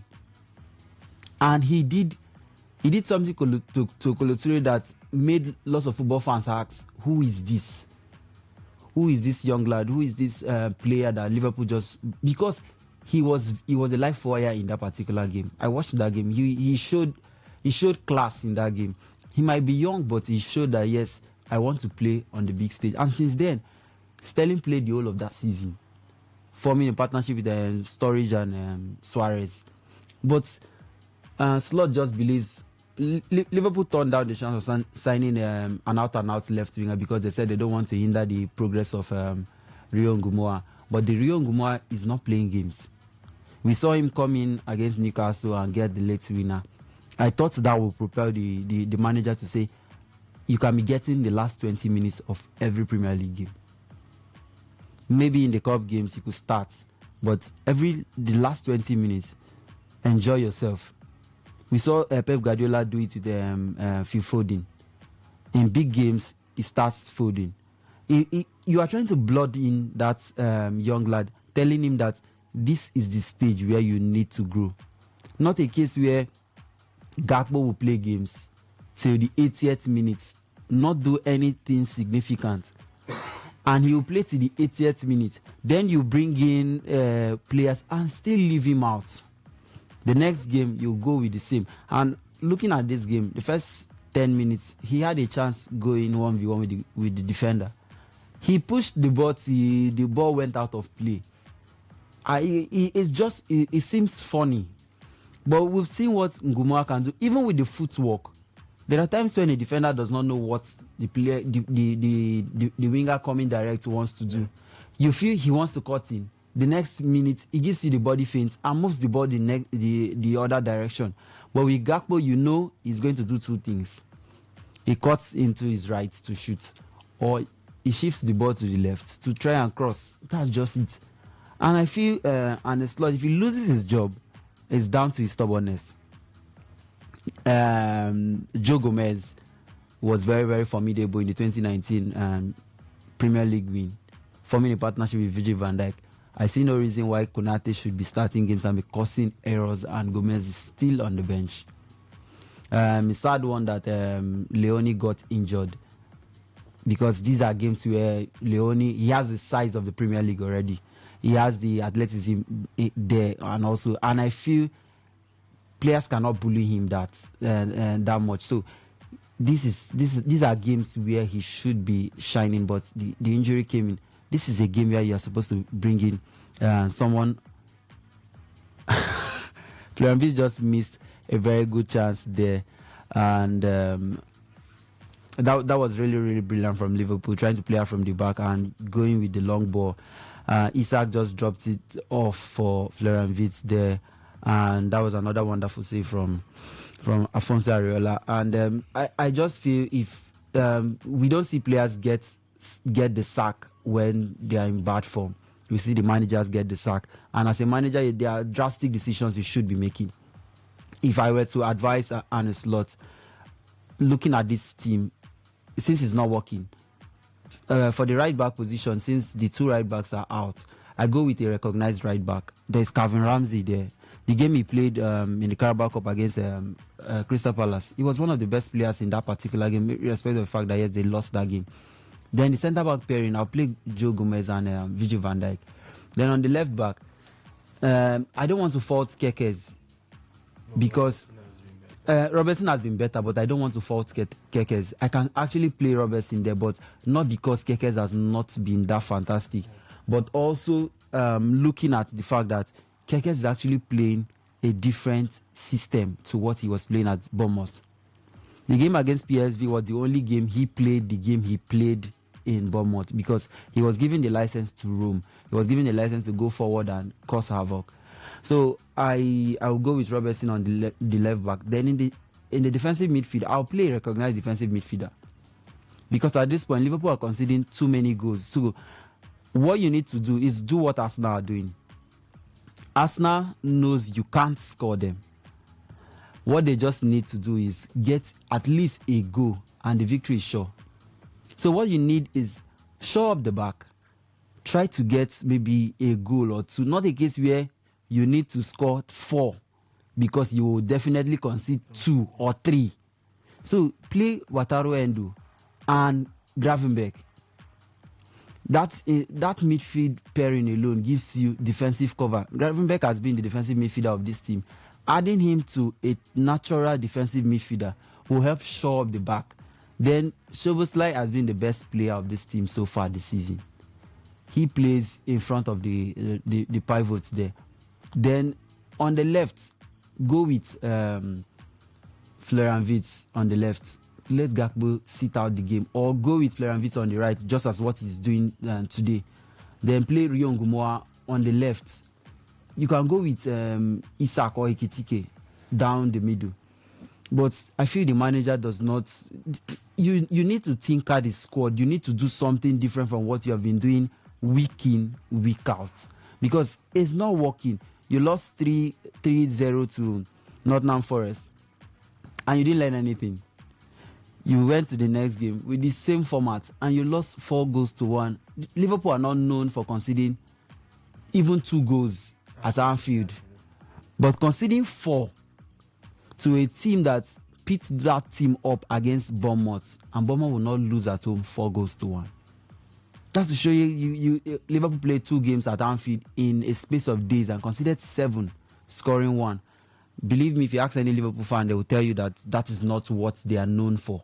That is not the kind of game they play. So what they just need to do is try to get, I know confidence matters a lot too. They just need to try to get the confidence back, and this Liverpool team will still come back showing that good signs. But the coach needs to do certain things to get the ship back. If not, he will be watching, maybe coming to do a bit of punditry for the Liverpool team because he might get to lose his job. And lots of fans saying there are no managers that can actually come into this Liverpool team. I believe that to be false, because there are lots of managers. Liverpool are a big team, and they can command. They can negotiate and get managers anywhere. Even a manager that has a job, they can actually unseat that manager. Maybe they can actually even go for the likes of Luis Enrique. You just need to sell him the project that he can manage one of the best teams in England. And believe me, Enrique will understand that, yes, he has done it in the La Liga, he has done it in the Liga. Why not go to the English Premier League, the best league in the world, and try to do it? So they can actually push the younger managers. But I feel what this Liverpool team needs, especially the coming of Michael Edwards back to Liverpool as the head of football operation, I feel they want a manager that is not all the manager that will control everything. They want someone that can serve as head coach, someone that whatever the transfer board, transfer team gives to him, he just works with that. Not a manager that has full say in terms of having 100% liberty to do whatever he wants to do. Not someone of Jurgen Klopp, because you can't just go and get a player for Jurgen Klopp when he never actually wanted that. So they want a manager that can easily work with them and not them working with the manager. I don't know if you understand that, but that is why they got someone of Arne Slot. But if you still want that, the likes of Andoni Raiola is there. Oliver Glasner will gladly take that position if he's offered that. So even Xabi Alonso, knowing fully well that the Real Madrid job looks a bit shaky, might decide to want to rethink and want to come back to this year. So Slot knows that his job is at stake, and he needs to start getting the results. Even if he wins the next 2 games and goes on to lose the next 2 games, the job will still be at stake. Liverpool might not be known for sacking managers, but let me remind you that this same FSG are not known for spending in transfers. They actually did spend up to 400 million in the last transfer. That is supposed to tell fans that if these people can actually do what they are not known for, then they can actually continue it. Let's not pick the ones we want to believe they can do. Steven Gerrard is there. He turned down the Rangers job. He might be looking at this. I can actually be the interim manager of my club, and if results go according to plan, then he's offered a long-term contract. So Slot knows that the job he is having now is actually under threat, and he needs to start chunking out results. If not, we will just say, there was a manager that came to Liverpool and won the league in his first season and was sacked the next season. All right, that was Victor talking on everything that has to do with Liverpool. And this time, let's talk about Manchester United. Yeah, they beat Crystal Palace. And now on the live table, they moved 7th, just 2 or 3 points shy away from a return to Europe.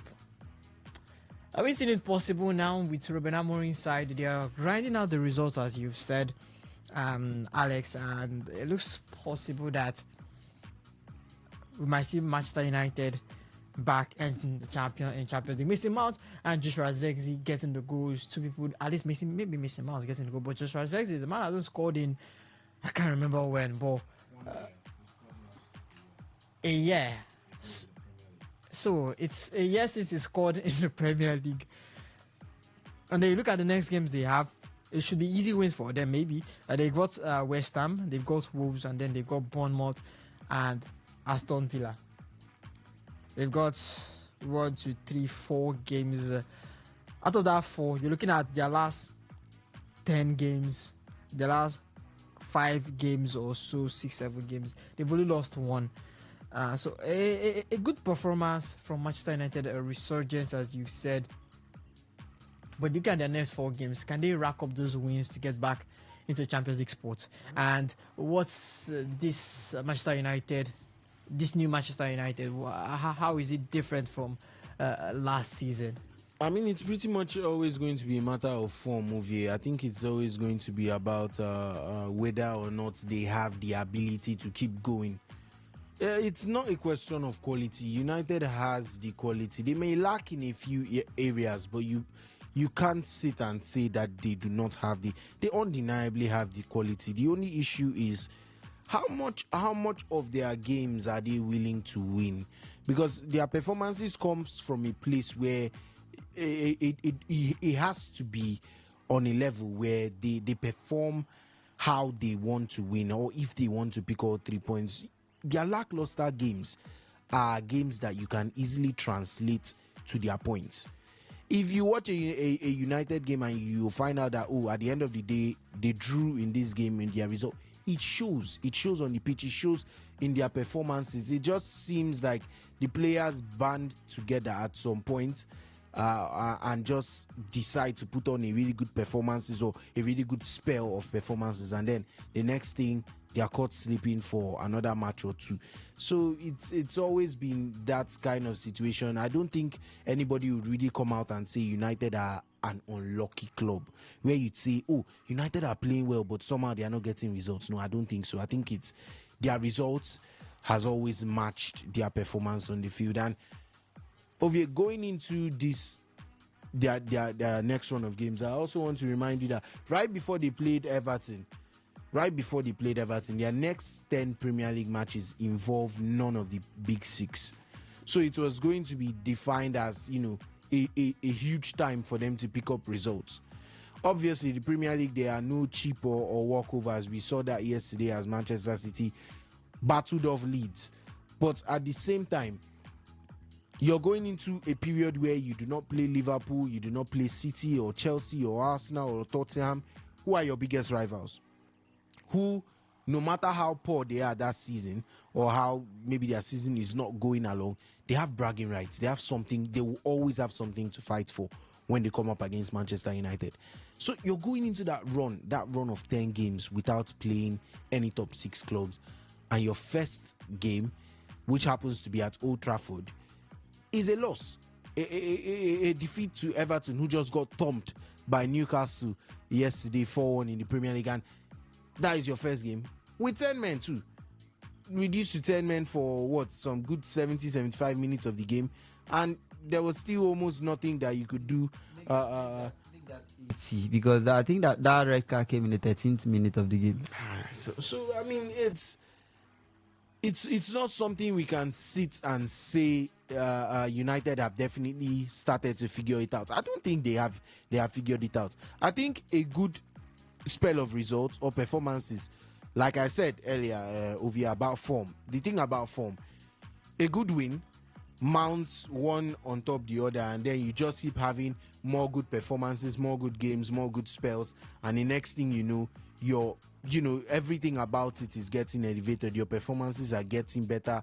The whole team is playing better and more, more compact and everything. But the minute you hit a place where you expect to pick 3 points and then you lose or you draw, or there is some sort of halt in that form, then confidence could drop just as rapidly as it rose. So you begin to find a way to sustain that form that you've already built, and it's been the case with United. I mean, they won 3 on the bounce.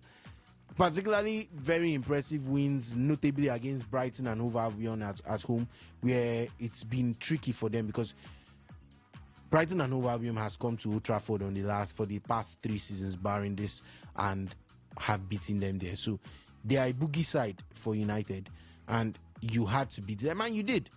And then you went on to a Nottingham who were, I think, in their first or second game under Sean Dyche, and you drew away.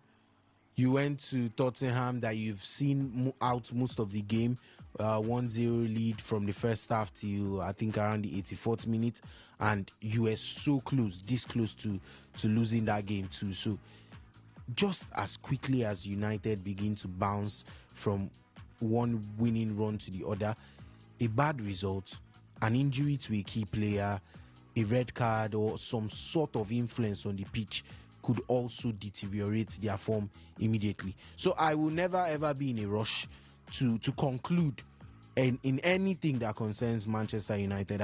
I can never come out there and say, oh, it's been figured out. No, even if the rest of their season is spent in the top four, I still do not think that they have particularly figured out everything. I think that what they have to do is to be able to put up consistent results.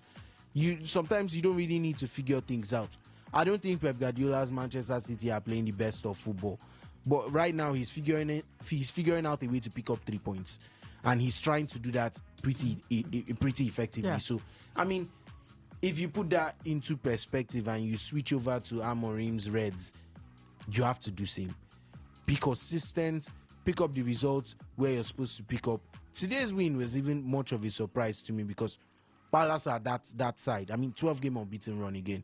Yet again, they were just beginning to build up their momentum again after having their unbeaten run snapped by, I think that was AK Lanaka in the Conference League. So they were beginning to build and pick up momentum again, and then the next thing it's been snapped. So it's something that United has to build on, because obviously Palace are a good side. They are currently competing in the UEFA Conference League, and of course their start to the Premier League season has been exceptional too. So you're looking at it, and you're looking at the fact that you went away to beat that Crystal Palace side that is rated as a very high side now, as a very tough team to beat, who plays like wonderful football as a team, and you went away and you took all 3 points. But then you flash back. I mean, you want to live in the moment and you want to be happy about the 3 points picked in a very difficult ground. But then you just flash back like some 4 or 5 days ago to your loss versus Everton with 10 men for like 80 minutes, and you're thinking, how much confidence do you have now going into your next home game? Because we are going to tough grounds, we are picking up points, we are doing exceptional things, at different points. Beating Liverpool at Anfield, and now you've just trumped Crystal Palace too. So you're thinking, maybe our away form is not that bad. We can go away and give a good account of ourselves. But that performance against Everton leaves a lot to be desired. I mean, that is why I said you can never rush into a conclusion with anything that concerns Manchester United, just purely for their lack of inconsistency right now. They are not at a point where I would say a Chelsea point of view, where I would say Chelsea just needs to polish up 1 or 2 things amongst themselves, and then they could genuinely maintain the kind of consistency to chase for titles or to chase in a top 4 race or to send things down to the final parts of the season. They are not there right now. But Manchester United definitely have what it takes in terms of quality. I think that has never been a question in terms of their quality, but right now they don't have what it takes to like I said, to put them in that category with the guys that need a final piece added to their game. They still have a lot to sort out, but the most important thing right now is find a way to win matches, find a way to pick up points. They are the most crucial thing right now. So you have to pick up points when you get your chance. You have to look at games and estimate how many points, and I speak to a lot of United fans. They'll look through some of their fixtures over the next 10 games. Realistically, with the way the club is set up right now, some of the fans will say, okay, out of 30 points, I expect to pick maybe 22. From 20 to 22 points, and that's not bad. And if United end up picking 25 points during that run, you've exceeded that expectation. That fan can begin to have hope or begin to maintain some sort of positivity on a consistent run by Manchester United. So their issue has always, and I think will still always be, attaining some level of consistency in terms of results. They just have to be able to say, I think I'm playing better football this season. I definitely think that United are playing better football this season. But are the results matched enough with what I am giving out on the pitch, so that you don't have to feel like, it was an unlucky result because we did well, we created chances and we did not put them away? So go back to your board if you're Ruben Amorim. build on a very difficult Palace. Like I said, not many teams are going to go away to Crystal Palace this season and win. Not many. So for Manchester United to do that in a game where most had written them off based on how tough we know Selhurst Park is, and to go there and do what they just did, I mean, it is something to build on. But with this Manchester United side, you have to be more worried about their next game. Yes, like I said, you're happy to live in the moment and you're happy to take these 3 points and that performance, and you want to live in the moment and really enjoy the victory. But then your next worry now is, okay, now we've done this. How do we respond? How do we begin to build on this? Because most times when you think that, okay, your next run of games, like you said, over here, are things that you should definitely pick up maximum points, or maybe just drop a point or two here, but not something you should be handing over all 3 points to your opponents. And you're looking at it, you're saying this is a good run, but now coming off the Crystal Palace win, how do you build on it? How do you keep going in terms of attaining that consistency in results, like I said? And they have to figure it out. That is essentially everything at the end of the day. They have to figure out how to maintain that consistency so that you do not have to think about your next game at Old Trafford and how tough it's going to be. You just have to say, we did well and we played a very good away game. We are going to bring this back home and we are going to see how we can also surmount whatever conditions we left Old Trafford in our previous games and come back and see if we can pick up a positive result. And from there, brick after brick, you keep laying one on top of the other. You begin to rediscover form, and somehow your season kicks up again and, breathes life all over again. So it's all about discovering that consistency for their results over here. But in terms of Manchester United and, trying to come to a conclusion on them, I don't think anybody can particularly do that with Ruben Amorim and his team. 08109510951 0701-933-9962. Liverpool against West Ham. How do you see that match going down? The Liverpool gets a win and maybe get back to winning with Manchester United. A win against Crystal Palace. Manchester United fans, how is that win pushing you closer to European qualification? Is it possible with this squad, or is it something that still needs to take time as they still holes to plug and fix in that Manchester United squad? Also, Man City almost dropping a 2-goal advantage against Leeds yesterday. Something that if they did lose, it would have been very questionable after resting your squad during the Champions League and then coming to lose, or losing a 2-goal advantage. We would have really questioned what Pep Guardiola was thinking during the week. But nonetheless, they got all 3 points.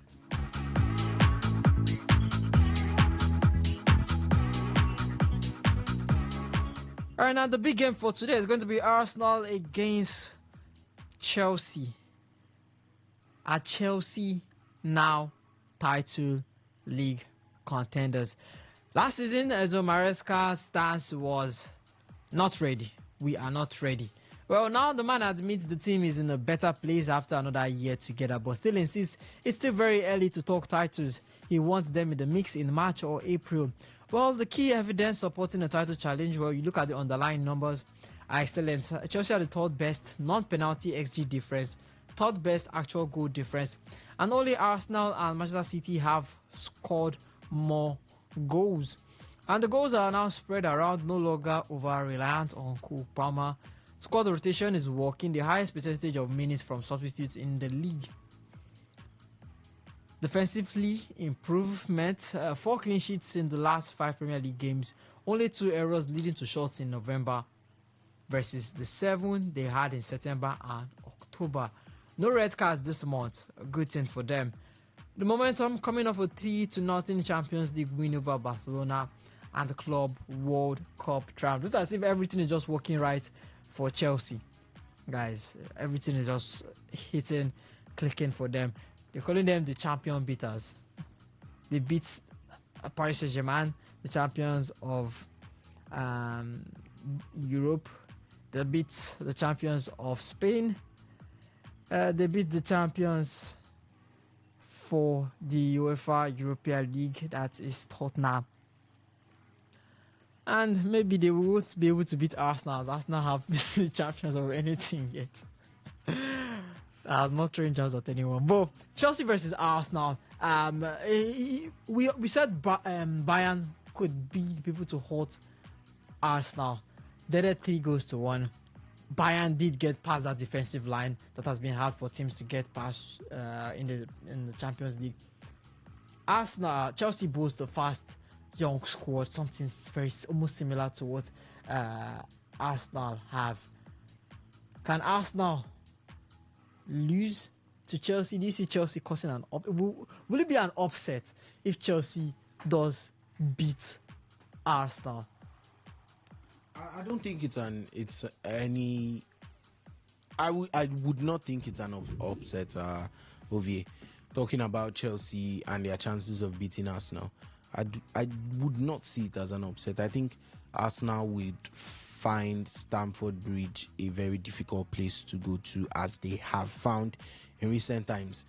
Arsenal are going to have to earn the right to win and to be, to be called the winners of today's blockbuster if they do emerge with all 3 points, because I can assure you that Chelsea are going to bring them a really good game. They are going to bring their A games. And I was coming to that, about Enzo Maresca and this Chelsea team, where you mentioned something about them being champion beaters. And I just wanted to say, not particularly champions, but I think he has started to train this Chelsea side to perform better in big games. The big games are very decisive, because you could be in a knockout phase and you could be in stages or in a point where you really need the win, and then the next thing you're up against a really big side. And then Chelsea just seem to go to sleep in recent seasons against big teams, but it has not been the case. I mean, under Enzo Maresca, and particularly from the summer points when they went to the Club World Cup and emerged victorious over that. But you could also say, you could argue that they did not face as many tough opponents as maybe someone like Paris did, who knocked out Real Madrid, knocked out Bayern Munich on their way to the final. And you could argue that, but then at the same time, I mean, recent results also goes ahead to prove their standings and how well they've been able to play against these big sides. I mean, also the way they sustain games, their sustainability of some certain games too. It's all down to a tactical brilliance, and it has to be given to Enzo Maresca and the way that Chelsea side have been able to play. So this cannot be an upset. It's a Premier League game where you are 6 points behind Arsenal. You know that you are at home. You pick up all 3 points and everybody begins to say, do we take Chelsea serious again? This is yet another season where they'll start off well. I know Chelsea for starting their season pretty well, and they'll start off in Champions League performances. In Champions League places, or in just really good spots around the title area. Last season, same thing. I was so impressed with Chelsea at this phase last season. They were the only ones really giving Liverpool a chase at that point. Arsenal and City were a bit off it. They revved up their season some way through the season, but Chelsea were the only ones keeping up. They had impressive performances. I think there was a spell they scored 17 goals in 3 games, and they looked like they were really firing. So you'd be looking at that Chelsea side as a last season, and you're thinking they could really worry, or they could really go ahead and do some really special things, and they just seem to take their foot off the pedal. So it's something that Enzo Maresca has to find answers for. When I was talking about Manchester United, I did say that Chelsea are a bit like United, but in a different phase where they just need to polish off. There are 1 or 2 aspects they need to polish off that team, and then in terms of their rotation, the bench, the kind of players that come in to fill in for injured or tired players, and then there would be a team that I think could genuinely genuinely worry for trophies, particularly in knockout competitions, because Chelsea always has an element of surprise. So I do not think that it is it's a game I would hand to Arsenal.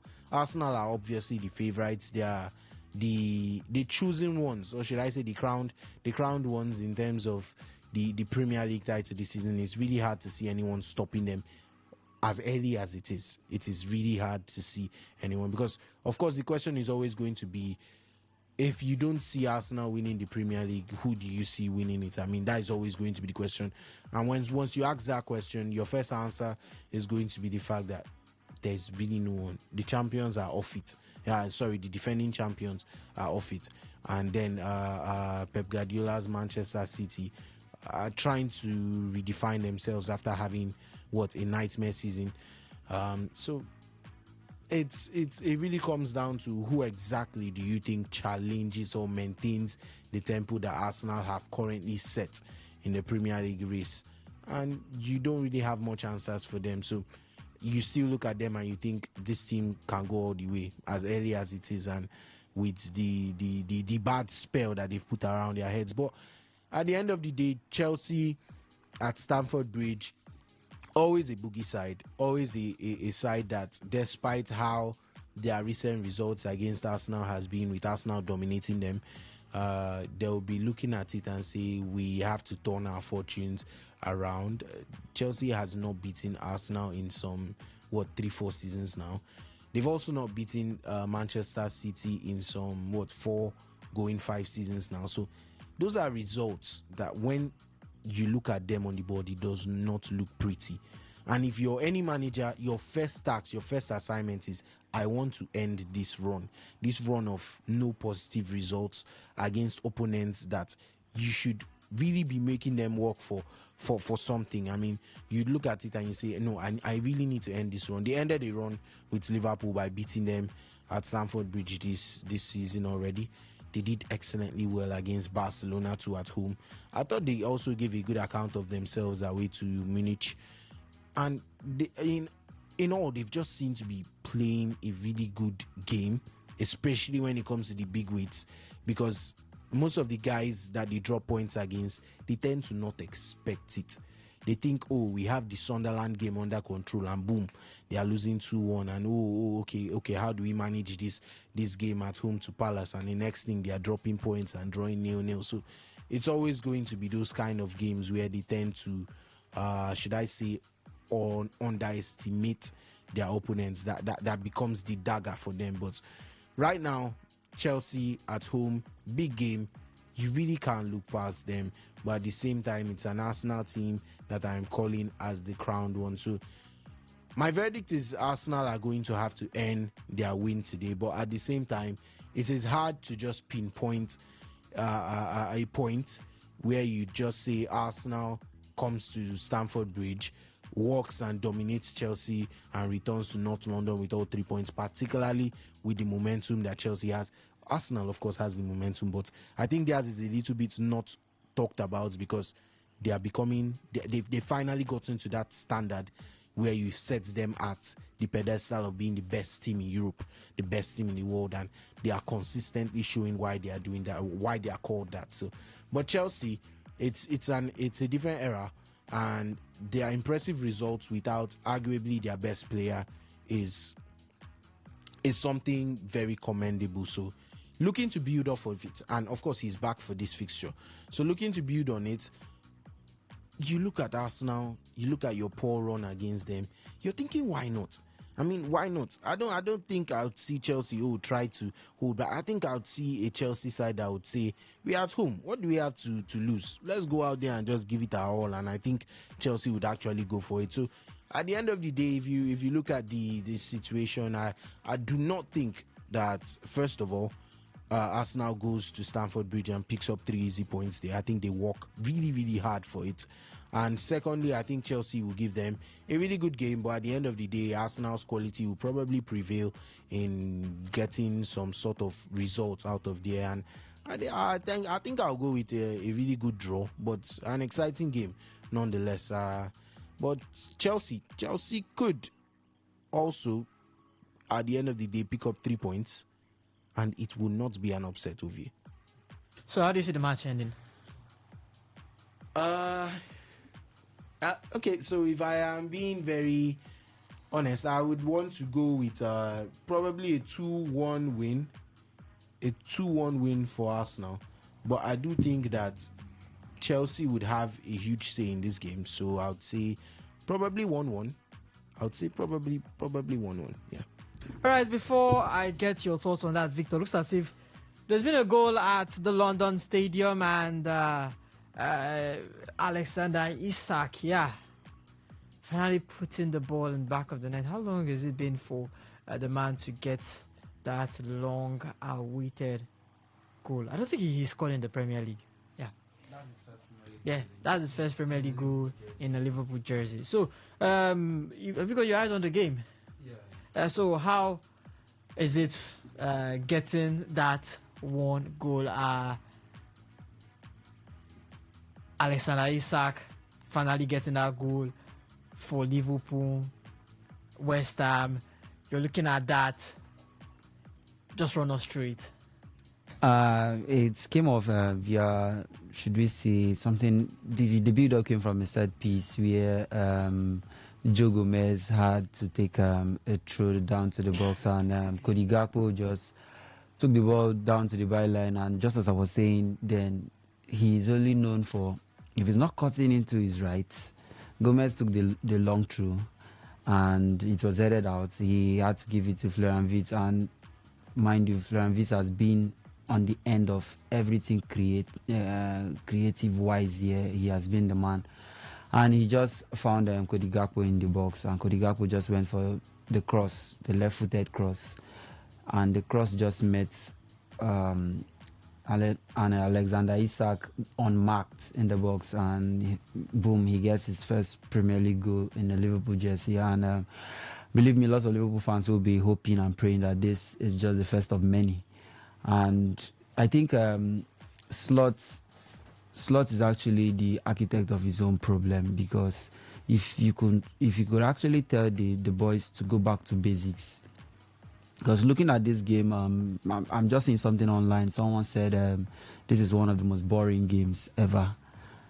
And the person is not actually far from the truth. This is boring. But this is Liverpool not trying to make it entertaining for the neutrals. Because seeing the smaller teams go at Liverpool the way they've been this past weeks shows you that entertainment. But they've stuck to the basics today. We've seen a dogged defense. We've seen the midfield trying to be very, very astute. We've seen the midfield trying to be cagey, not letting. Up to now, West Ham have not gotten a shot on target. This is unusual for Liverpool, and it still just makes us wonder. This season, we've seen a Liverpool side leaking in goals, yet they kept a clean sheet against Arsenal. So it's just something that I feel. Last season we saw Slot, as at this time last season, he hadn't considered double figures yet. But there were times last season where you knew he would score and keep everything tight at the back, and maybe win the game 1-0, 2-0. We saw the two games he played against Manchester City.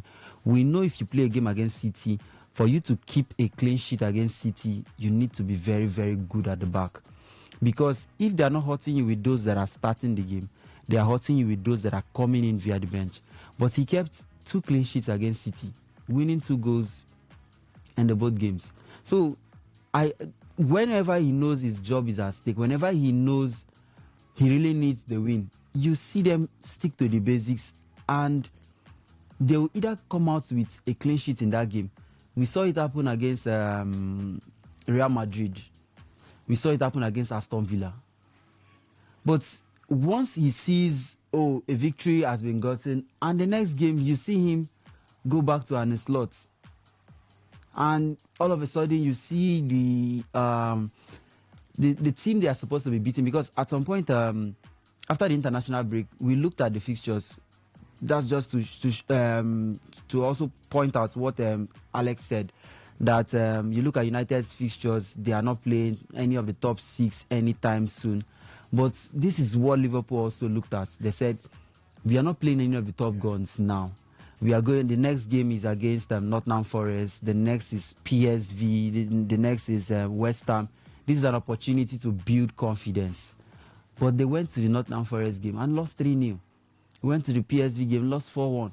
And you are looking at it. It seems the winnable games are the games that drags you to the mud. Because Everton against Manchester United with a red card in the 13th minute, even the blind knows it's done and dusted. But you just look at the game, and this is the same Everton that were walloped, humiliated yesterday. So I feel some of these players, I'm not saying maybe the coach, but some of these players feel there are games where what I need to do is put in 70% of my energy because we are playing against a winnable team and get the job done. But when I look at the big gun, maybe this is Chelsea, this is Arsenal. You look at the Chelsea-Arsenal game today, the first 20 minutes, you see everybody being careful because nobody wants to lose. You see everybody running in. You see the Chelsea players trying to do and undo because this is a big game. Take that Chelsea and pit them up against Sunderland. You will see some of these players not wanting to sprint because you look at it, even if they score us, we will score back. Manchester City trying to throw a 2-goal lead yesterday against Leeds United. Let Manchester City take a 2-goal lead against Manchester United currently. They'll be very serious. Let them take a 2-goal lead against Chelsea. You see them being very serious. Last season, we saw Pep throw away a 3-goal lead against, was it PSV or Feyenoord? And they ended up playing that game 3-3. I can't tell. I will tell you for sure that Manchester City will not throw a 3-goal lead against Chelsea. Looking at the firepower of the two teams, Chelsea and Feyenoord, Chelsea are miles ahead of them, but they will not throw a 3-goal lead against Chelsea because I feel these players knows when we play against these winnable teams, let's not be serious. Let's just play the games because with our expertise, with our quality, we are supposed to win this team. So let's not take it too serious. But when it's the big game, let's go all out. Because why will Liverpool keep a clean sheet against Arsenal, keep a clean sheet against Real Madrid, but concede 4 goals against teams that are not even their match? But let's see. The game is still, we still have about 25 minutes left in the game. Right, 08109510951. For the SMS and the WhatsApp portal, it is 0701-933-996. As we get ready to head over to the second part where Benjamin Mina will do his best to serve you all that's happening in the world of Nigerian football. Hello, caller. Good afternoon to you. Good afternoon. This is David. All right, give us your thoughts. Well, firstly, I want to say what happened in the Champions League against Barcelona was a fluke, first of all. And I'm very happy. I'm speaking as a very realistic Barcelona fan. I don't speak out of sentiment. It was a fluke, something that's never going to happen again. The knockout stages, if Barca is supposed to beat Chelsea, they are going to destroy them. Now, certainly, Arsenal is going to beat Chelsea today. There's no that is going to save Chelsea. Thank you.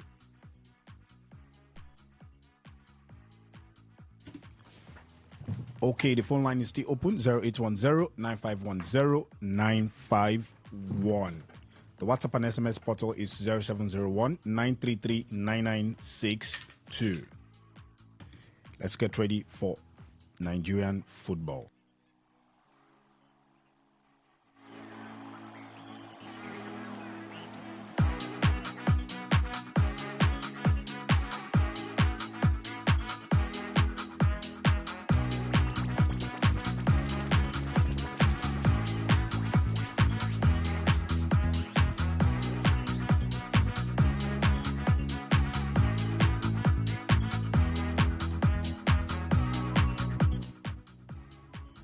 Hello, good evening. Hello, good evening. Good evening. Welcome to Today Sports Live. Your name and your location? My name is Prince. I'm calling from Cuba. Okay, go on with your contribution, Prince. I believe Chelsea will lose today. Okay, you believe Chelsea will lose today. What's giving you that belief and confidence? Chelsea, I know they are trying for now, but against Arsenal is a big team for now in England. So I don't think Chelsea can win them easily. Okay, you don't think Chelsea can win them easily because Arsenal is a big team currently. Yeah, where is Man United currently now in the table? Mine is currently 7th on the table. Okay. Yeah. Thank you very much. All right. Okay. Thank you so much for your contribution there, Mr. Prince. Phone line stay open, 0810-9510-951. Hello, good evening. Yeah, hello, this is Paul. Paul from where, please? Yeah, this is Paul calling from Port Harcourt. Paul from Port Harcourt. Go on with your contribution. I see Arsenal beating Chelsea today. Arsenal beating Chelsea today. What's your reason and what's your confidence? It's just simple. Chelsea are no match for Arsenal. I mean, the club that has won just 5 Premier League titles. They are no match for them. On current form, Arsenal is way better. Defensively, attack-wise, the midfield is better. So I think they are going to beat Chelsea. I know they are going to beat them, not even I think. Okay, but don't you think that it's a derby game? Form is thrown out of the window in this encounter. So, see, what happens today is just like what happened last season against Real Madrid, Barcelona. The derby, but one team always beating the other. That is what is going to happen today. Arsenal are going to beat Chelsea today. I don't even feel it's going to be a hard game. Okay, thank you there. You don't think it's going to be a hard game for Chelsea to crush Arsenal. Okay, now let's talk Nigerian football. The final whistle may be drawn, but the conversation is just getting started. Welcome to 3 Sports Live, the Nigerian edition, your weekend dose of unfiltered football truth, where we don't just analyze the game, we dissect it. If it's happening in the world of football, we are talking about it. I am Benjamin Mina. You can call me the dollar of sports.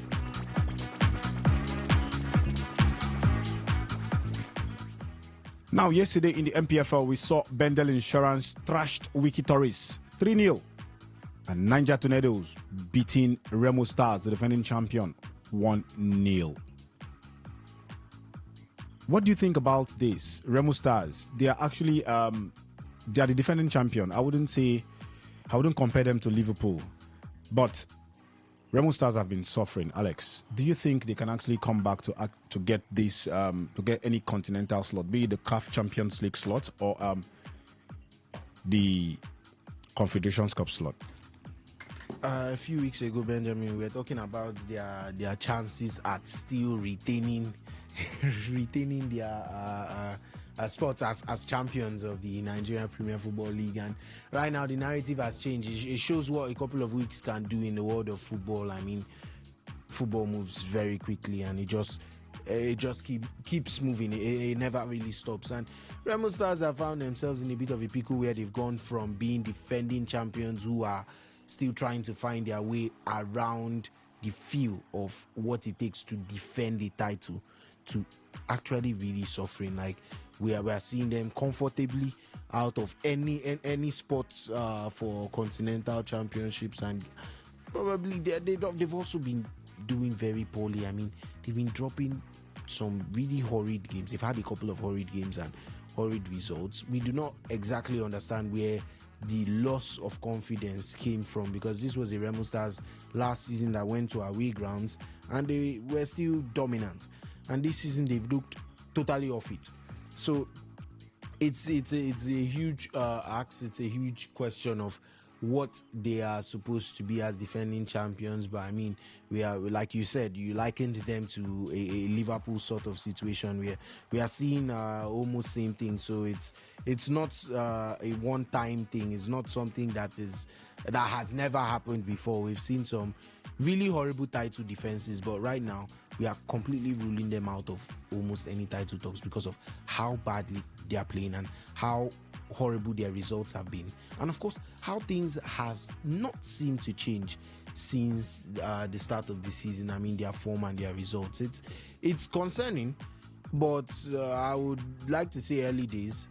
But of course, the narrative has changed. So you also have to understand and you have to change legs more. You have to shift your stance and say that I could probably comfortably say that they will definitely not be champions of the Nigerian Premier Football League. I mean, they have a host of games to go, a lot of difficult games at very difficult away grounds to go, and you're not giving a good account of yourselves already, particularly when you drop some kind of points at home. They've had some home defeats that are not Remo standard, from what we've seen. But like I said, they are getting a feel around what it is to be defending champions. They are one of the guys, one of the teams that we could comfortably call on to at least do something when it comes to the continental scene. It's just like when we were talking about Rivers Hoopers and when they went up against the boys from Lagos and Lagos Legends, and we were talking about it, and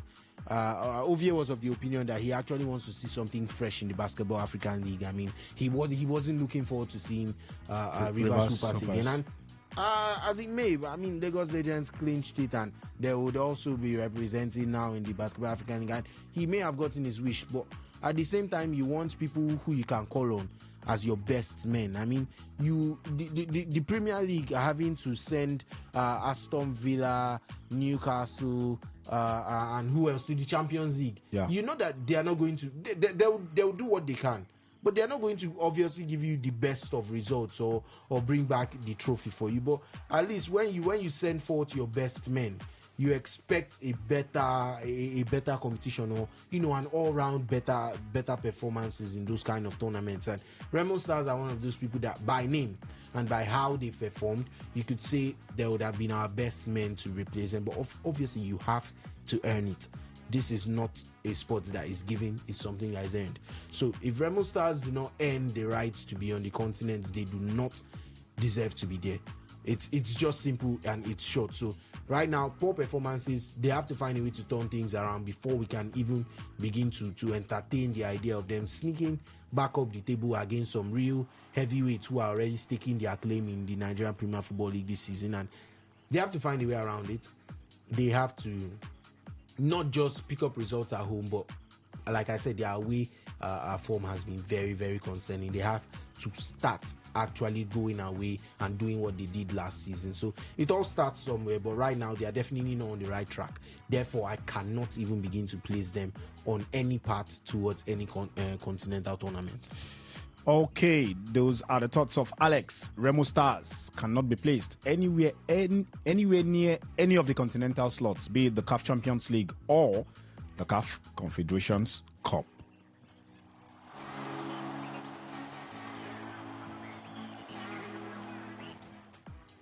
Okay, now let me give you up to date with what is happening in Europe Top 5 League.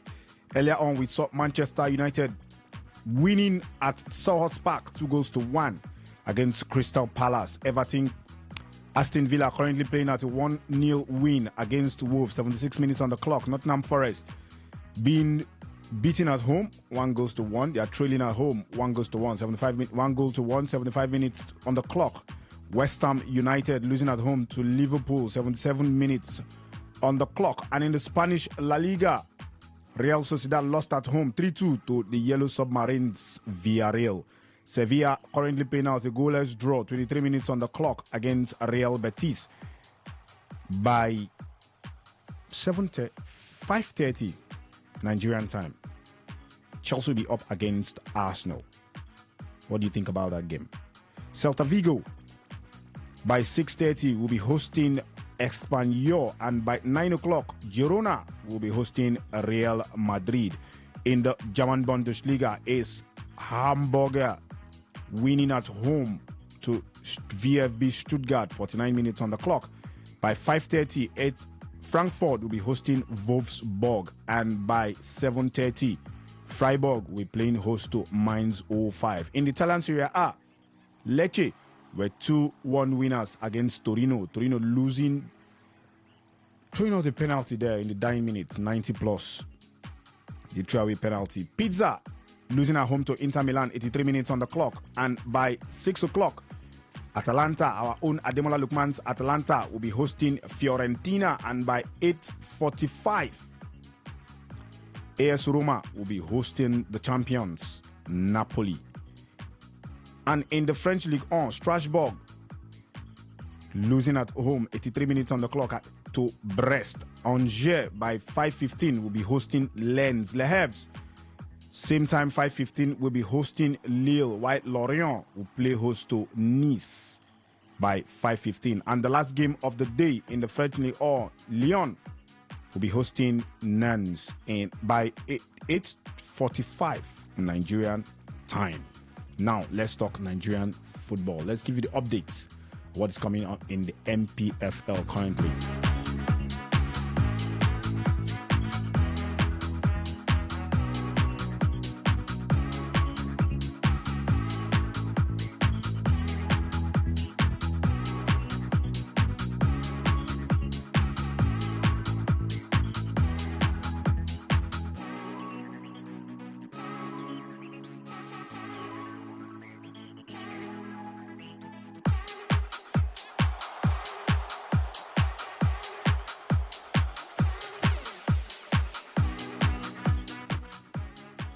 Okay, Bara FC actually playing out a 1-1 draw, 44 minutes on the clock against Kwara United. The game between Bayelsa United and Katsina United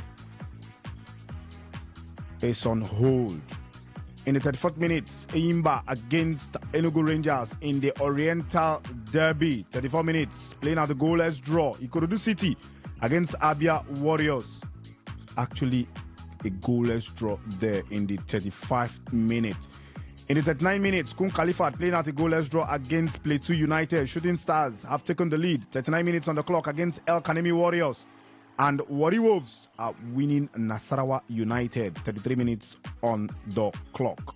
Alex, where do you see this one going to? Eyimba against Enugu Rangers in the Oriental Derby. I mean, it's a huge one in the Nigerian Premier Football League, but I would always tend to go with the home games. I mean, the home support plays a huge role, especially when it comes to Nigerian sports. And currently, Eyimba at home, and they would want to convert the chance, the opportunity to home ground. So I think at the end of the day, Eyimba might nick it. Of course, it's a derby.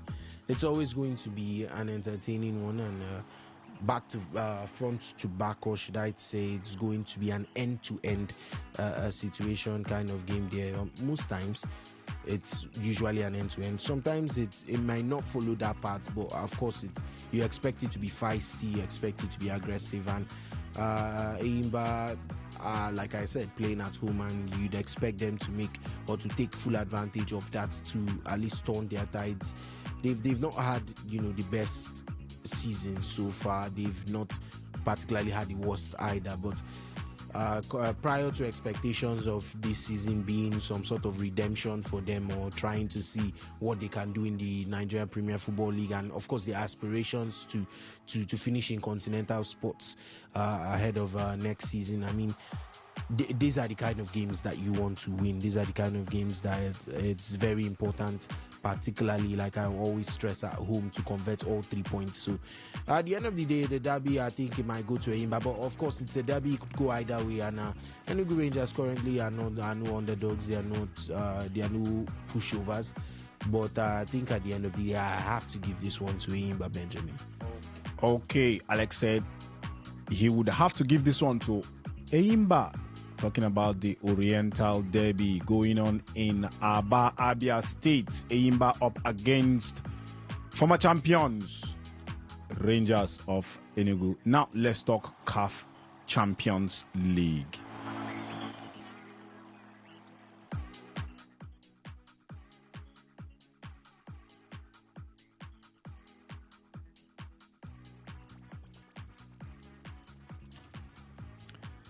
Rivers United, the pride of Rivers, Rivers United head coach Finidi George has admitted that his team is deeply devastated following their dramatic loss to Moroccan champions RS Bekani in the CAF Champions League.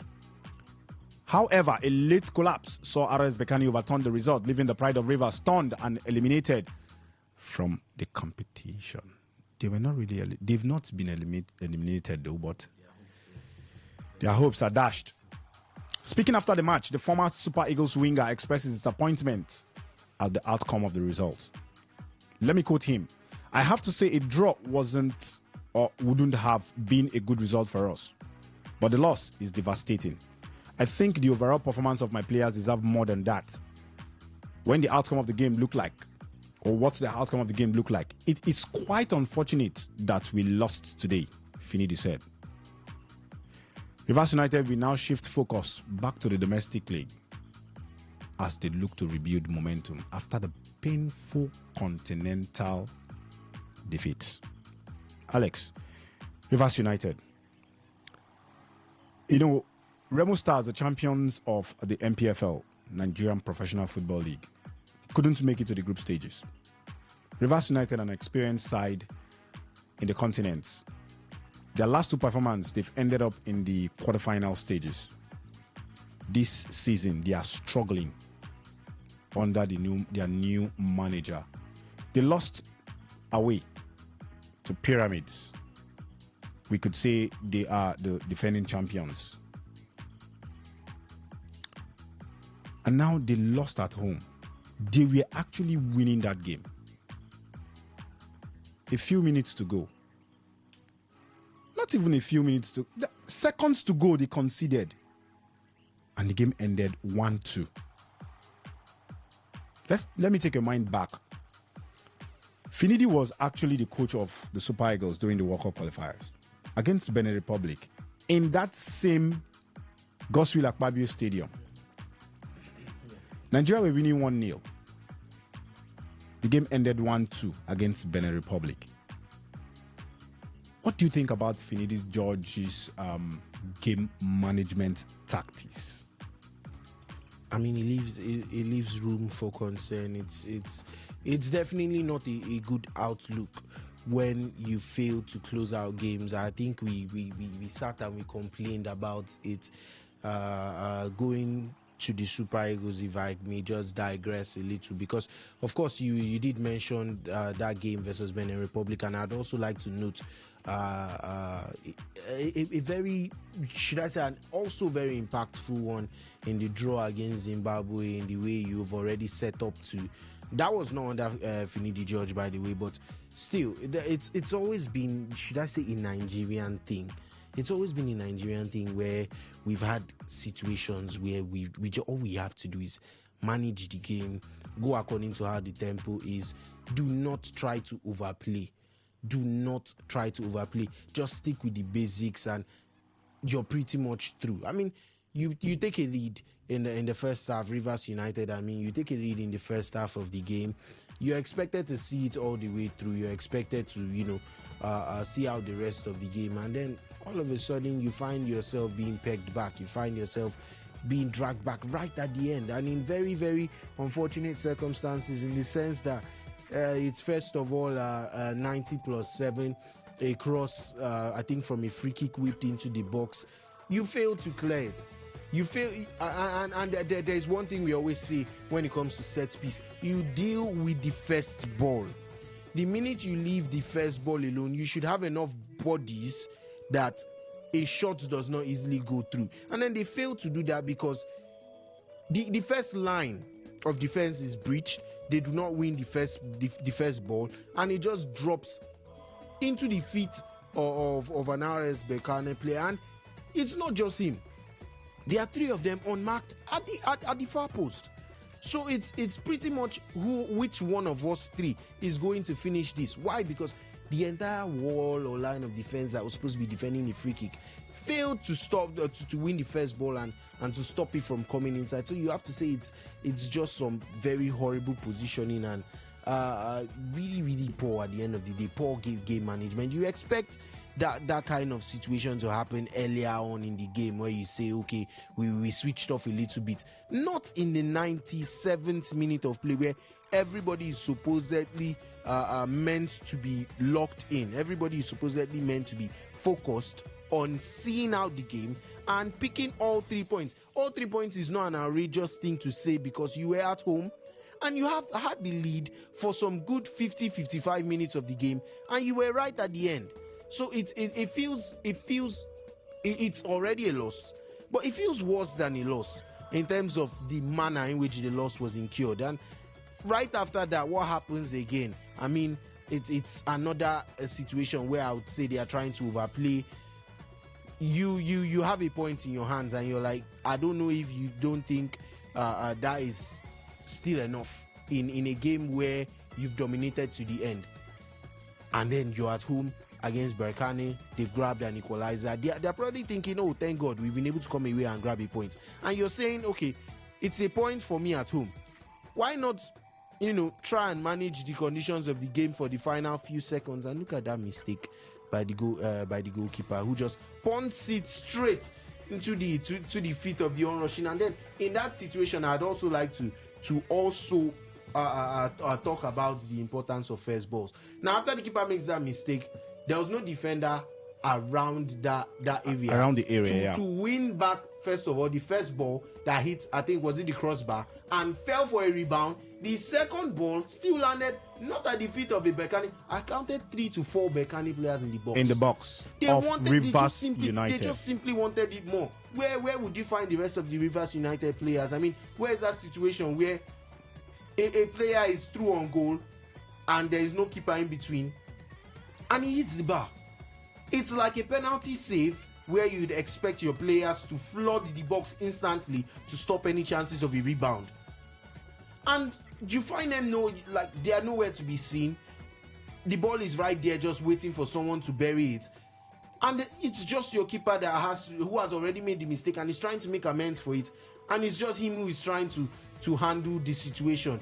I mean, it's not the best outlook. Like I said, when you look at it, it's not how you would have expected the end of a game to go. But Benjamin, like I said, I think it's a Nigerian thing, because that's how most of our games tend to go. You play so well and then lose it right at the end, or almost. We did same thing against Lesotho, and for some few minutes of madness from the defense and the goalkeeping department, we would have left there from a comfortable 2-0 lead to 2-2. It was just that close. So as much as I'd like to term it a Nigerian thing, it's also a very worrying trend. It's something that they do have to find answers to, and to lose in that manner, like I said, we would feel like more than a loss, because you've lost. If you had drawn that game, it feels like you lost 3 points from a position where you've won, or basically won and dominated. I mean, it's an unbelievable scoreline. The fact that Benjamin and Osas were living here at 1-0, thinking that the game was as good as done. Definitely. And then to just get to the junction, to the junction where you're about to head, man, and you're refreshing, and you're seeing that it's 2-1. It's that serious, because I could decide to watch that game up to the 96 minutes and say with 1 minute left, this game is as good as done, and I'm walking out. And you're not coming back to see a draw, you're coming back to see a loss. And it begins to raise questions of how exactly do you manage your games, that you could not pinpoint a draw and said, okay, we'll take it. What exactly happened in those last dying embers of the game? What were the Rivers United players thinking? Because like you mentioned, Benjamin, and I affirmed, there were almost none of them in the box, non-existent for Berkane's winner. I mean, what were they thinking at a point where the goalkeeper is, with a few seconds to go, set to launch the ball upfield? Obviously, you'd expect most of them towards the halfway line or around those environs. But then it's also the anticipation of the Berkane players, and the fact that there is no one there to track most of them. Of course, there is no one to play onside, especially if you've already made a mistake. So it was just a very, very dismal end to the game. I think it was not what they expected, or not how they expected that game to go, particularly from the position they found themselves in. But at the end of the day, I mean, it's something to learn from. But unlike most results, like I said with Pep Guardiola and Manchester City, yesterday, if they had drawn that match from a 2-goal winning position to draw 2-2, they would have learned their lessons. But now they learned their lessons while picking up 3 points. So there's a huge difference. You're like, okay, we were still able to find the level we needed, the extra level we needed to pick up all 3 points, to get a winner at home. But at the same time, you're going to learn your lessons. You're not going to regret them so much because you drop points. You found a level to pick all 3. It's the same thing I was going to say about Rivers United, that, oh, okay, your game management was poor. You picked a point. That would have been good enough. But that was just a very dismal and abysmal end to that game in terms of how they finished it and how easily the goals were conceded. It felt like it was just handed to them on a platter. It was put on a plate for the Renaissance Sportive Berkane team. So it's worrying, of course, and questions will undoubtedly begin to be brought up again against Finidi George and his tactics, but I still tend to think it's a Nigerian thing. It's a thing where we do not close out our games well.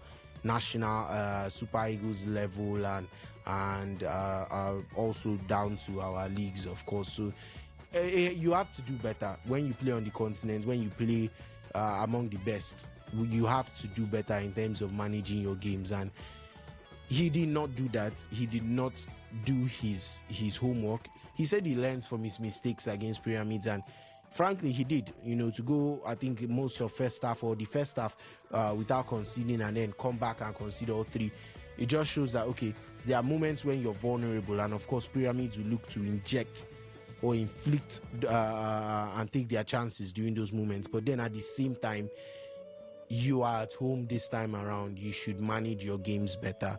You should be able to walk your way around it. I mean, draw some support, draw some strength from the support of your home fans. There will always be a reason why a home game is to your advantage. So it was all in all very disappointing in the way that goal was considered. And like I said, and like you said, Benjamin, about your question with Finidi George, there will always be questions about his game management and how he handles those dying embers, those dying stages of a game. It does not feel like it's the best way to go about it. But I mean, you learn your lesson.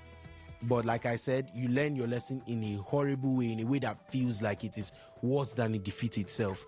But like I said, well, when you take off the experience that there's been no Nigerian team on the continent, it feels like this is some sort of season for new things to happen. And I think that's the only positive thing you say. I told Ovie that we would compare ourselves to some Kairat Almaty of the Champions League. If I could put it that way, we are like the Kairat Almaty of the Champions League, but in the sense that at least put up strong performances, particularly at home, and make yourself a tough side to beat, particularly at home. They didn't precisely do that against Berkane, but I mean, of course, you have other matches. As easy as it is, Benjamin, that you just said that, their chances of even qualifying. In fact, we could say they are as good as eliminated, because you still have games against people that are really going to, and you can't pick up the points that seem almost sure. So what exactly do you do? So if you come from that point, you just see that it's a whole lot. But the positives that you could take from it are the fact that, well, first of all, we are back in the CAF Champions League. It's a step probably in the right direction. Maybe you look at adding more numbers there next season, not just one, maybe 2 teams from the Nigerian Premier Football League, and then from then you can now think of how the team can build a sustainability or a level to be able to compete in the CAF Champions League. But right now, I think we are just going there for the experience and to compete against this side, to make up the numbers. I do not think that Rivers United are going to pose as much of a threat to anyone that they come up against, particularly after that performance on Friday. Okay. What do you think about Finidi and his boys' performance against RS Berkane? They lost at home 1-2. Do you think there's any chance for them to actually get something out of that group? They lost to Pyramid, the champions, the defending champions. They lost to the defending champions of the CAF Confederations Cup in the club of RS Berkane. 0810-9510-951. Phone line. The WhatsApp number is, and the SMS portal is 0701-933-9962. 2. Let's talk the Super Falcons.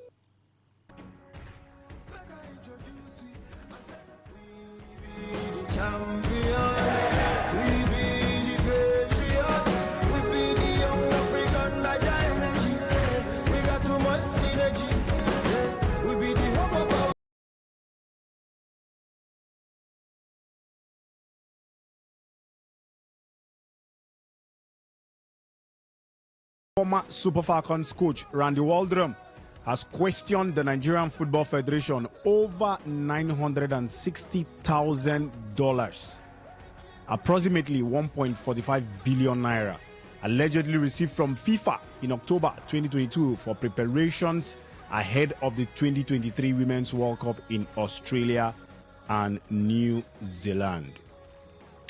Now, in a viral video circulating on social media, Waldrum alleged that despite receiving the funds, the NFF failed to arrange adequate pre-tournament campaign for the team.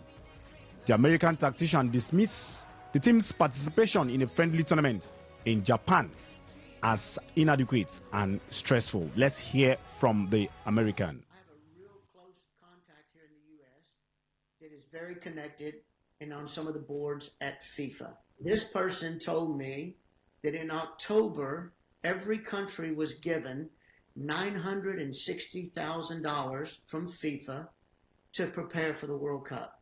Where's that money? If Nigeria got it in October, why didn't we do a camp in November? When we went to Japan in whatever that was, February, I think it was a February window, or maybe it was the October window. I can't remember. But when we went to Japan, I think it was in October, we flew in and had a day rest and then played the game and then went home. Some of our players didn't arrive till the morning before the game. I think 5 players that were going to start for me arrived the night before the game. And the game was at 4 o'clock. Now, they traveled 16 hours on a plane. Yeah. And we played Japan. And then we go home. Like, we wasted the last 5 days of that window to train. So all these questions I have is, where's this money? Where is this money? Well, Waldrum also said that while FIFA allows up to 22 technical staff, the NFF traveled with only 11 personnel. FIFA also allows your technical staff up to 22. Well, we have only 11. I don't have an analyst, and I scout. Let's hear from him. FIFA also allows your staff to be, your technical staff, they allow you to have up to 22 people. Well, we've only got about 11. So if FIFA pay bonuses for up to 22 people, why don't we have 22 people? Why don't I have an analyst? Why don't I have scouts? Listen, the U.S. right now has scouts in Europe now watching teams play these exhibitions just in case they face them at the World Cup. We don't even have scouts going with us to Australia. I don't have anybody to scout games, if we were to get out of our group. I don't have anybody to scout games in our group. Everything I have to do is just do video, what I can pick up online. So it's like, to me, I look at it and go, well, if you're allowed 22, but you're only taking 11, I know Nigeria is going to want the bonus money the staff gets. So are they going to list 10 other names to give them 22 so they get that bonus money? Or are they going to just go, no, our staff is only going to be these 11 and that's all and not work? Like, I don't know that. I'm not accusing them of that. But in my mind, I'm thinking of it and going, why wouldn't you?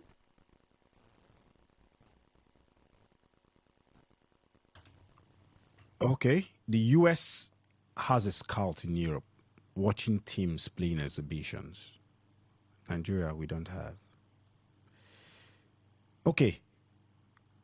Now, let's hear his last speech concerning this matter. And then the other thing I found out from my FIFA connection is that if countries don't have the money to buy tickets, the business class tickets for everybody, FIFA would front that money and buy those tickets and then just deduct it from the monies that you get from FIFA after the World Cup. So there's no excuse of saying, well, we didn't have money to buy tickets, so we couldn't have camp or whatever. So but these are things, when I go back earlier to what I was saying to you, these are the kinds of things that the people in Nigeria don't question. In the U.S., that would be questioned.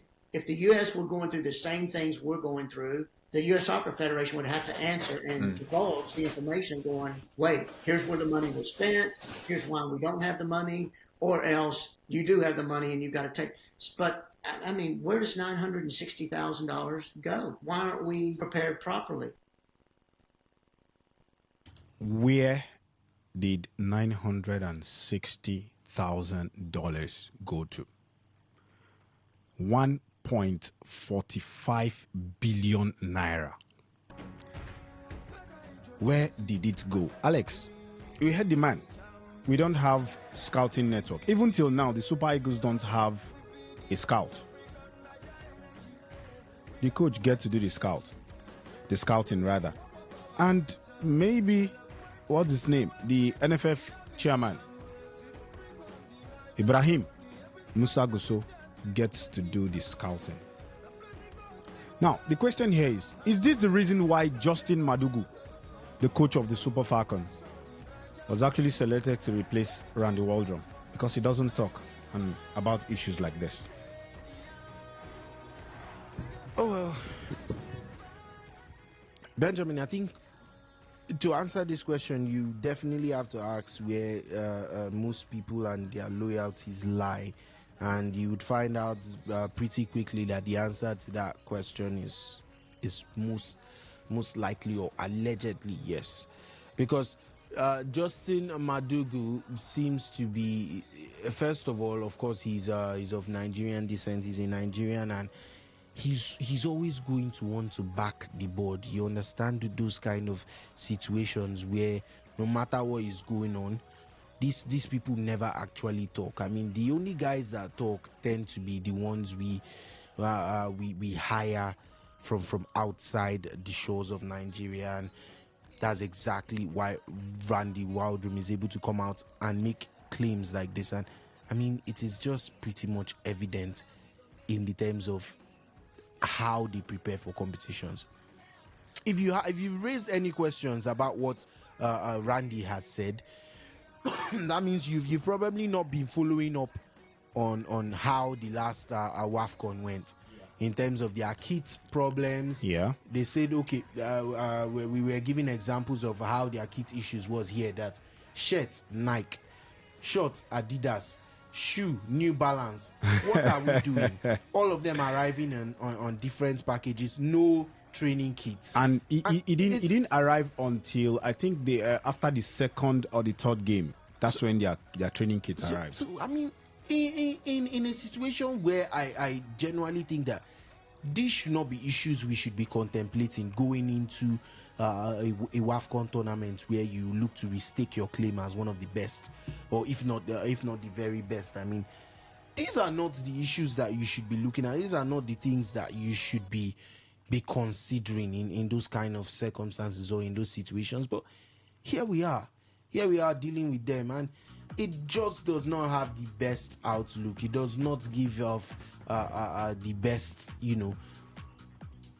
image of ourselves as a federation, as a country. If you have to bring up things like this, you could come out and dismiss them as speculations. I've heard different big names on the NFF board come out and talk about these issues and address them, and they were trying to, particularly the whole saga about the stadiums that were being funded by FIFA, and then they were being compared to other stadiums from the rest of the African countries, and everybody were like, what is particularly going on in this country, and the mismanagement or the accountability of funds that are being provided. And it does not have the best outlook, Benjamin. I mean, you can't sit down and dismiss claims like this when they keep reoccurring.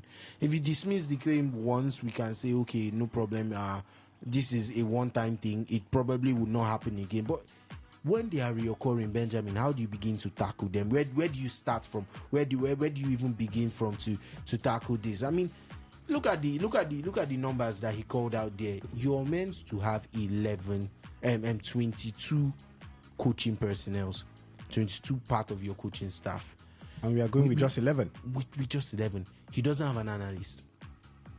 I remember the last competition we were looking at. I was looking at our opposition's bench. We saw 2 to 3 of them. Yeah. With the analysts with the iPad and the boards. Yeah. And they were directing, and our coaches just looked lost. The technical bench looked completely lost. Yeah. If a game is going against their tide, you don't see much movement on our bench. Everybody look forlorn. You know that sad look you just have on your face when you don't expect anything to change in this match. Why is it so? Why are you not seeing activity on the bench and everyone is suggesting or coming up with ideas? Why are you not seeing them being rallied or rallying their players up, particularly the ones on the bench, or trying to rouse them up? It does not paint a good image if you do not have as much as an analyst. How does Randy Waldrum himself scout the players that are being called up? It doesn't have, and all of these are supposed to be allocated for, all of these are supposed to be provided for. You cannot say out of 22 persons, you have 11. The budget of 22 is, according to what he's trying to insinuate, Randy Waldrum, the budget of 11 is actually a budget of 22. Yes. But they are being allocated to 11. And inside that 11, I can tell you, Benjamin, that they could give the pay of one person to 3. Definitely. So it's not something that is totally insurmountable. Where does the rest of the funds go? Why can they not account for them? So it's a worrying trend. I mean, everything about it, especially when I said that you can't come out and just dismiss the allegations and say, oh, they're actually not true because this you can't even say that. It has definitely been a trend, a very worrying one. And there has to be a way to address them. And when you come out to address them, it has to make sense too. It has to make sense too. I mean, there is no way that you would come out and say that these are situations that are currently on board, but when you want to address them, you sound so lackluster about it. The responses that was given by Gusau about the mismanagement of FIFA funds for the stadiums that caused the whole ruckus, it did not make any sense. I was trying to draw as much as I could from the interview he made, and I was just like, where are you heading with this one? It was like what the minister that was trying to explain the snake that swallowed 60 million naira. Where do you start from when you do? I don't think you really understand how you sound when you try to address situations like that, because first of all, they are ridiculous claims that you should beat your chest and say, I knocked this off almost immediately, but there is no way they even start to defend it. That's why the minute they just open their mouths to defend them, everything sounds funny, it sounds fabricated, it sounds non-believable, and then instead of answering questions, you create more. There are more questions being asked than answered. So they do not do enough to address situations like this, and the allegations will keep on coming. And I think Randy Waldrum is spot on this one, particularly with how we've seen things in their sector. I mean, particularly recently. So it's a whole lot when your own coach has to scout for players to be called up. I was also maintaining this situation where I thought that at least to some extent there should be people that inform the coaches of players that are currently of your descent and are informed. Oh, take a look at this player. He's playing in the England Championship. He's currently playing well. Yes, we know that the England Championship is not the best league to be in the best level, but it's the second tier of the English league. And this player is currently playing well. Why don't you take a look at him? It feels like we don't have enough people to do that. The scouting positions are not being occupied. So it raises a lot of questions. A lot of eyebrows are being raised, and there are not enough answers for them at the end of the day. So there is no how Randy Waldrum and all these accusations will not fly up and about if there is no way for someone to come out and publicly address them, and address them pretty well in a way that you are not left with more questions than answers. So it's Benjamin, it's a whole lot, but just I had to drift away to really address that issue. But just back to Justin Madugo and his appointment. Like I said, your loyalty lies with where your pocket lies. And in most of these situations, it is easier to control one of your persons than someone who has been hired outside your terrains. So I think as much as this is speculations, but it's pointing in the right direction in the terms that you know that Randy is not going to keep quiet, be it on the job or off the job. He's not going to keep quiet, whereas you can expect a perfect PR response, a well PR response from Justin Madugu. The PR trainers will tell him, this is what you see when you ask this question, and he will come to the camera and give just that. We have players, we have managers who are taught to give perfect PR responses, and that is exactly what he will give you. So I definitely think that he is, or it could be part of the reason why he was selected to replace Randy Waldrum. And I think that Randy is not far from the truth in most of his claims. Okay, Randy, it's not far from the truth from his claims. Let us give it a lineup for the game between Chelsea and Arsenal, coming up by 5:30 Nigerian time. The lineup for Chelsea: in goal, Sanchez; in goal, Malo Gusto. In the centre-back pairing, Wesley Fafana pairing with Trevor Chaluba. And in the left-back position, you've got Marc Cucurella, the Spanish international. In the midfield, you've got Reece James, the captain of the side, Moise Caicedo playing the holding midfield. And in the attacking midfield, you've got Gustavo, Enzo Fernandez, Pedro Neto. And the man leading the lines is Yao Pedro, the former Brighton and Hove striker. Chelsea line up in a 4-2-3 formation. For Arsenal, they line up in a 4-3-3 formation. David Raya in goal, Riccardo Calafiori, Hinsenpai pairing with Mosquera and Timbers filling in the right back. For the midfielders, you've got Declan Rice, Zubimendi, and Eberichi Eze. And then the attack line: Gabriel Martinelli, Mikel Merino, and Bukayo Saka. Where do you think this one goes to? Chelsea up against Arsenal, the London derby in the English Premier League. 0810-9510-951. That's the number to call into the show and air your thoughts. For the WhatsApp and SMS portal, 0701 933 9962. That's the number to call in. Well, let me check the WhatsApp portal. This one says, when is the Arsenal game starting? 5:30, I just said. Okay, Ovie, quickly let me come to you. Now, another window is set to be missed by the Super Falcons. NFF have said there's no friendlies. The same money wahala.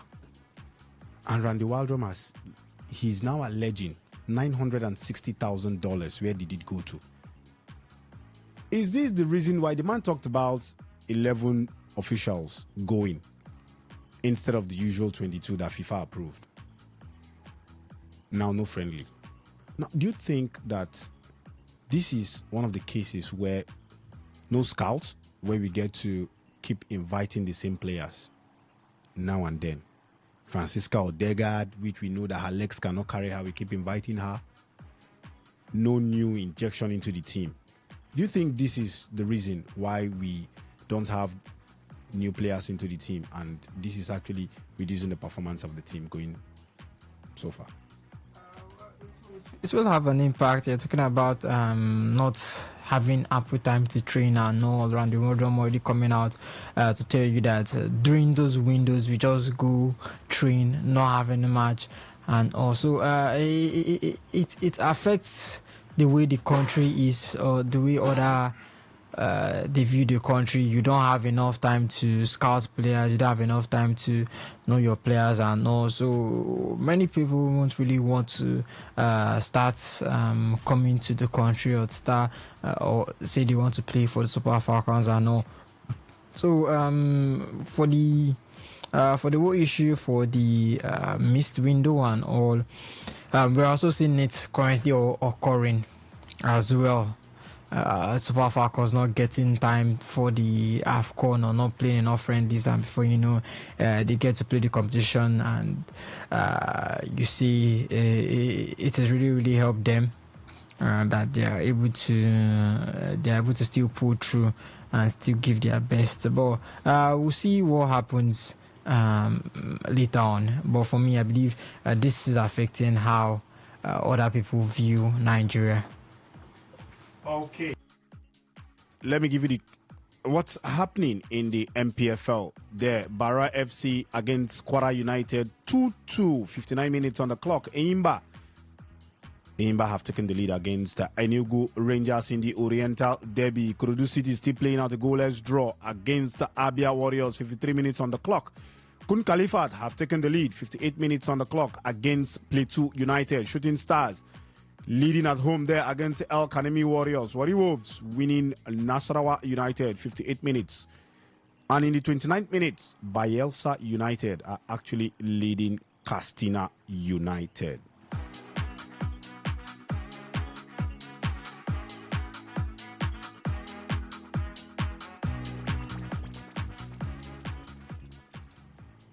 Sevilla in the Spanish La Liga playing out a goalless draw, 47 minutes on the clock. 90 plus 1, it's 1-1 against Hamburger SV versus VfB Stuttgart in the French Ligue 1. Angers have just started their games against Lens, 7 minutes, goalless it is. Le Havre against Lille, 7 minutes, goalless. And Lorient against Nice, 7 minutes, goalless. Games to expect in the English Premier League, 5:30 it is. 8 more minutes before the game between Chelsea and Arsenal starts.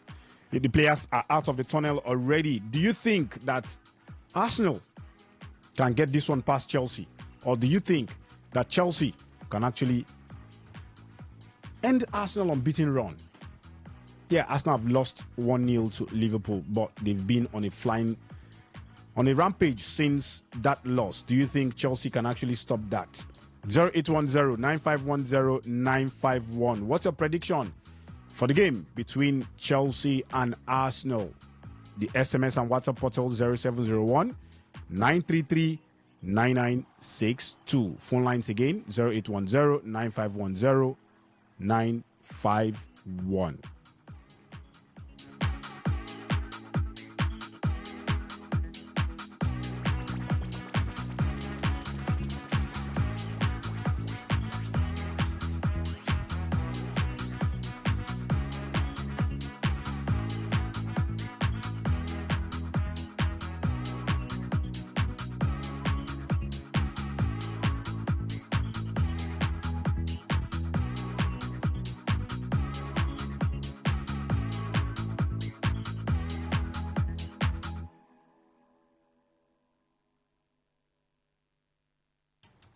Victor Israel, Chelsea against Arsenal. Where do you think this would end up?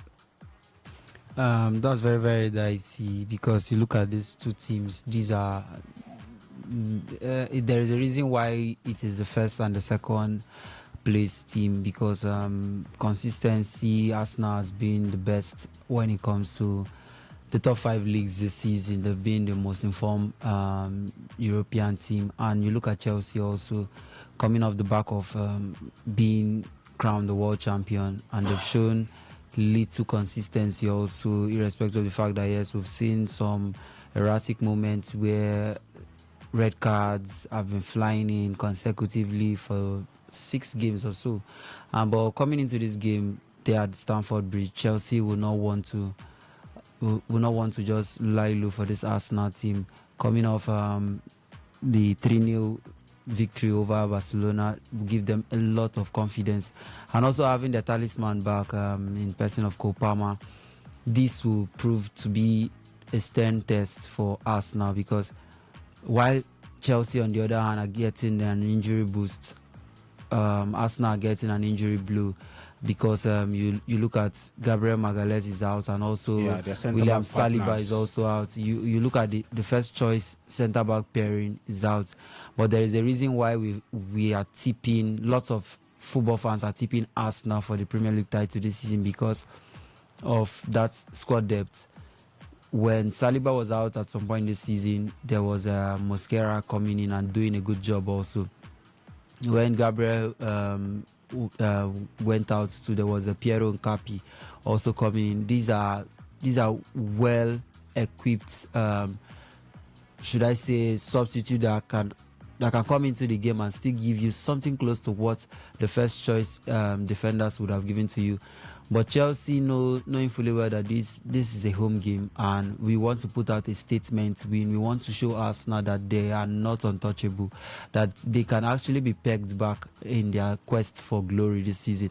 But Arsenal, on the other hand, will be looking at it. If we can beat this team, then we are putting out a message out there that we want to do it, not just do it by getting 1 or 2 points ahead of the second place team. We want to do it in a very magnanimous fashion. We want to put out 10 points gap and, if possible, win the league even before the end of the season.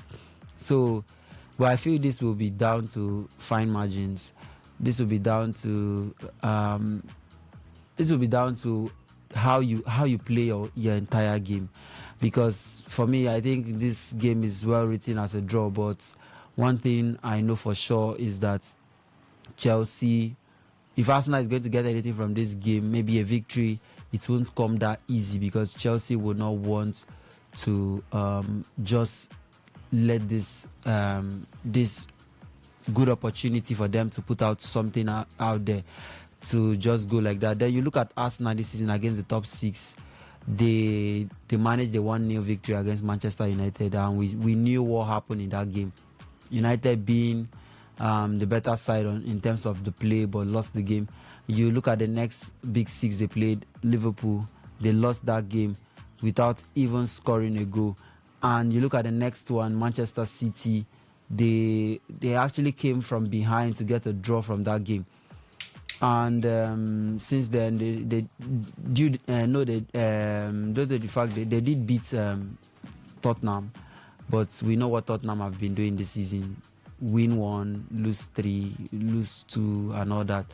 But this is the biggest test so far for Mikel Arteta's team, and if they can pass this test, then they are good to go. But for me, I feel this test will be too much for them to handle. I don't see Arsenal winning the game today. Okay, Victor said he doesn't see Arsenal winning the game. Arsenal fans, do you think that you can win this one? Alex, when we are back from this commercial, we'll talk about Cole Palmer. The man is back. He was out due to a toe injury. But when we are back, we'll talk about Cole Palmer coming into the squad again. And in this crucial game, do you think that Cole Palmer coming into this game will actually disrupt the way Chelsea have, built the team since his absence? That is going to be your question when we come back. Ladies and gentlemen, we are going on a quick commercial break. When we are back, we'll talk about the game, Chelsea versus Arsenal, and we'll give you updates coming from Europe Top 5 League.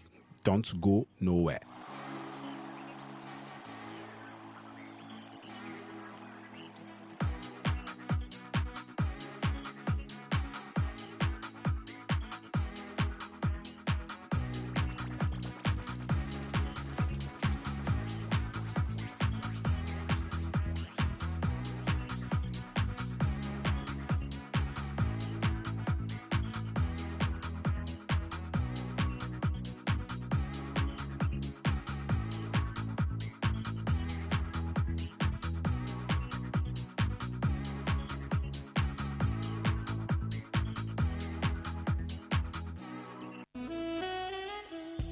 Verberge Imperial Hotel. Experience luxury and comfort. Verberge Imperial Hotel is a premier indigenous catering and hotel services provider in Port Harcourt. Our hotel offers a range of well-furnished rooms with modern facilities, ensuring comfortable stay for our guests. Our modern event halls can accommodate over 500 guests, making us the ideal venue for conferences, seminars, weddings, etc. Our state-of-the-art facilities include 24 hours electricity supply, constant and steady internet services. CCTV cameras for enhanced security, fully armed security guards, trained professional personnel. We pose a conducive environment as our hotel is located in a quiet and peaceful environment perfect for relaxation and focus. Our location is at Bank Anthony Avenue off Ordnance Junction, Transamadi, Port Harcourt. Contact us today for inquiries, booking and reservation. Please call 0803-272-4646, 0906-557-0873. Delivering Imperial Hospitality Services at Verberg Imperial Hotel.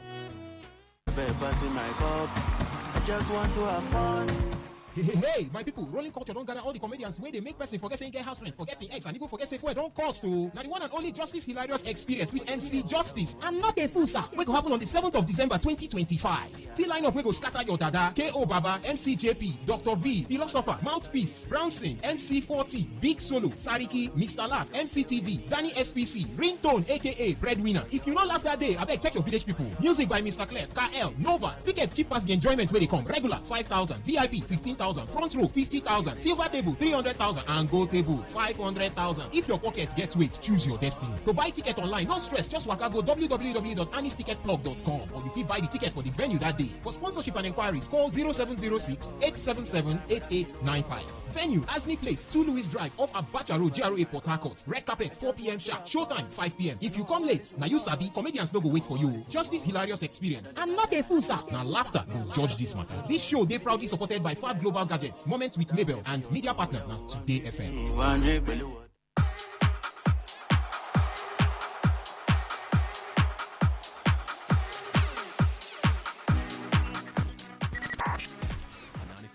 FM, voice of the people. And we're back.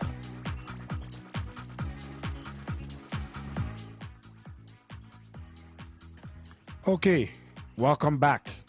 Thank you for staying with us. Alex, before we went on the commercial lights, I was going to ask your opinion concerning Cole Palmer coming back into the team. Do you think that the team will struggle bringing him back since they've actually integrated the team in his absence and they've been getting good results? Do you think coming into the team will actually struggle to play according to his strengths right now? I actually do not think that is the case, particularly seeing how he hasn't been thrown back into the starting lineup. It's like a certain, you would say probably their best or second or third best player. There's no exact pecking order in terms of ranking a certain Martin Odegaard, and he's been back. He's been back for about the last 3 matches now, but he's just been, making only appearances on the bench and off the bench. There is no rush to reintegrate him because you do not want to stress out someone with a reoccurring injury. Cole Palmer was deemed to be fit, picked up another injury just before the international break, was deemed to start again this in a week that they had to absolutely pick results versus Barcelona, and now again the game that has just kicked off against Arsenal at the Bridge, and he stopped his toe at home. So for whatever reason that has been going on this season, you can't doubt his quality, obviously, but he's just not been match fit. He's just not been match ready. And in scenarios like that, you do not want to rush such personnel. So I think it's okay to give him time. I do think, however, that the Chelsea side, no matter how much it's been built to function right now without him, I think it would go back to suiting him, because a lot of chances that they create come straight down the middle, and Cole Palmer just slots into this team perfectly. Benjamin, I think the main idea or the main question right now is about who is going to be that unfortunate fellow, that unfortunate person that would have to be dropped for your Cole Palmer to come back, because that middle has started to find some sort of balance, particularly when Maresca plays James down the middle alongside maybe a certain Saicedo and Enzo Fernandez. And also when you go forward and maybe it's a team you want to attack against, like against Burnley, they started João Pedro in the creative role in the number 10 right behind Liam Delap. And with Cole Palmer, you can be assured of chances creation. You can be assured of more expected goal involvement, and just a player who generally give you his all, his A game. So I think the Chelsea fans are very impatient to have him back. I don't think it's a question of what tactics they have to adjust. I still think Chelsea is a team that uses their wings effectively, and of course Cole Palmer is someone who knows how to make very intelligent plays in the game. Because starting off a wing, maybe starting off the play off a wing and then coming into the middle, he's just a very intelligent player. I mean, he knows exactly what to do and what kind of actions the pitch requires. So those kind of players, it's never a problem finding a way to slot them back into the team, especially when they are that integral, especially when they are that key, especially when you see, oh, this Chelsea side are firing. Then you just start to imagine what they'll do with a serial chance creator, someone who is always going to guarantee you numbers, be it goals or assists or expected goal involvements, no matter what it is, or shots on target or things like that, which Chelsea seem to lack a lot of. We've seen a lot of games where Chelsea failed to kill off and it has come back to bite them. Notable ones against Brighton, 1-0 lead from the first half. It came back to bite them and they got a red card, and Brighton scored 3 goals in 10 minutes to win that game. Sunderland, almost same thing, where you need a second goal to basically kill off the game, kill off spirits, and then you don't do that and it comes back to bite you. And in those games, you cannot particularly say that Chelsea created enough chances. They had similar thing away to Tottenham, where it was already a one goal ahead. They were a goal ahead, and you just expect them to manage and probably kill off the game with a second. And they did not, frankly, create enough chances against a horrid Tottenham side on the day. So if anything, like I said, Benjamin, he's welcome back to the team. His return to the team is very welcomed by staff and by his teammates, because they know his quality and they need to have someone that's decisive, probably their most decisive player in the final third. They would be so happy to have him back. The only question is what changes in terms of how Maresca lines up his team, not how he sets them up. I think Palmer comes right back into that setup, but what changes in terms of the lineup? Do you decide to drop João Pedro that has been playing in the number 10 role? Does Reece James revert back to playing in the defense and leaves that midfield for just Caicedo and Fernandes? There are lots of options, but at the same time, Benjamin, there are lots of games, so you are always going to be able to tweak based on the opponent you're playing. But of course, it's always good to have a certain Cole Palmer back in the Chelsea side. Okay, it's always good to have a certain Cole Palmer back in the Chelsea dressing room. Phone line is open, 0810-9510-951. Tell us what you think about this game. Do you think Chelsea can hurt Arsenal? Do you think Arsenal can continue their quest to actually win the English Premier League by beating their close rivals, Chelsea, in this encounter today?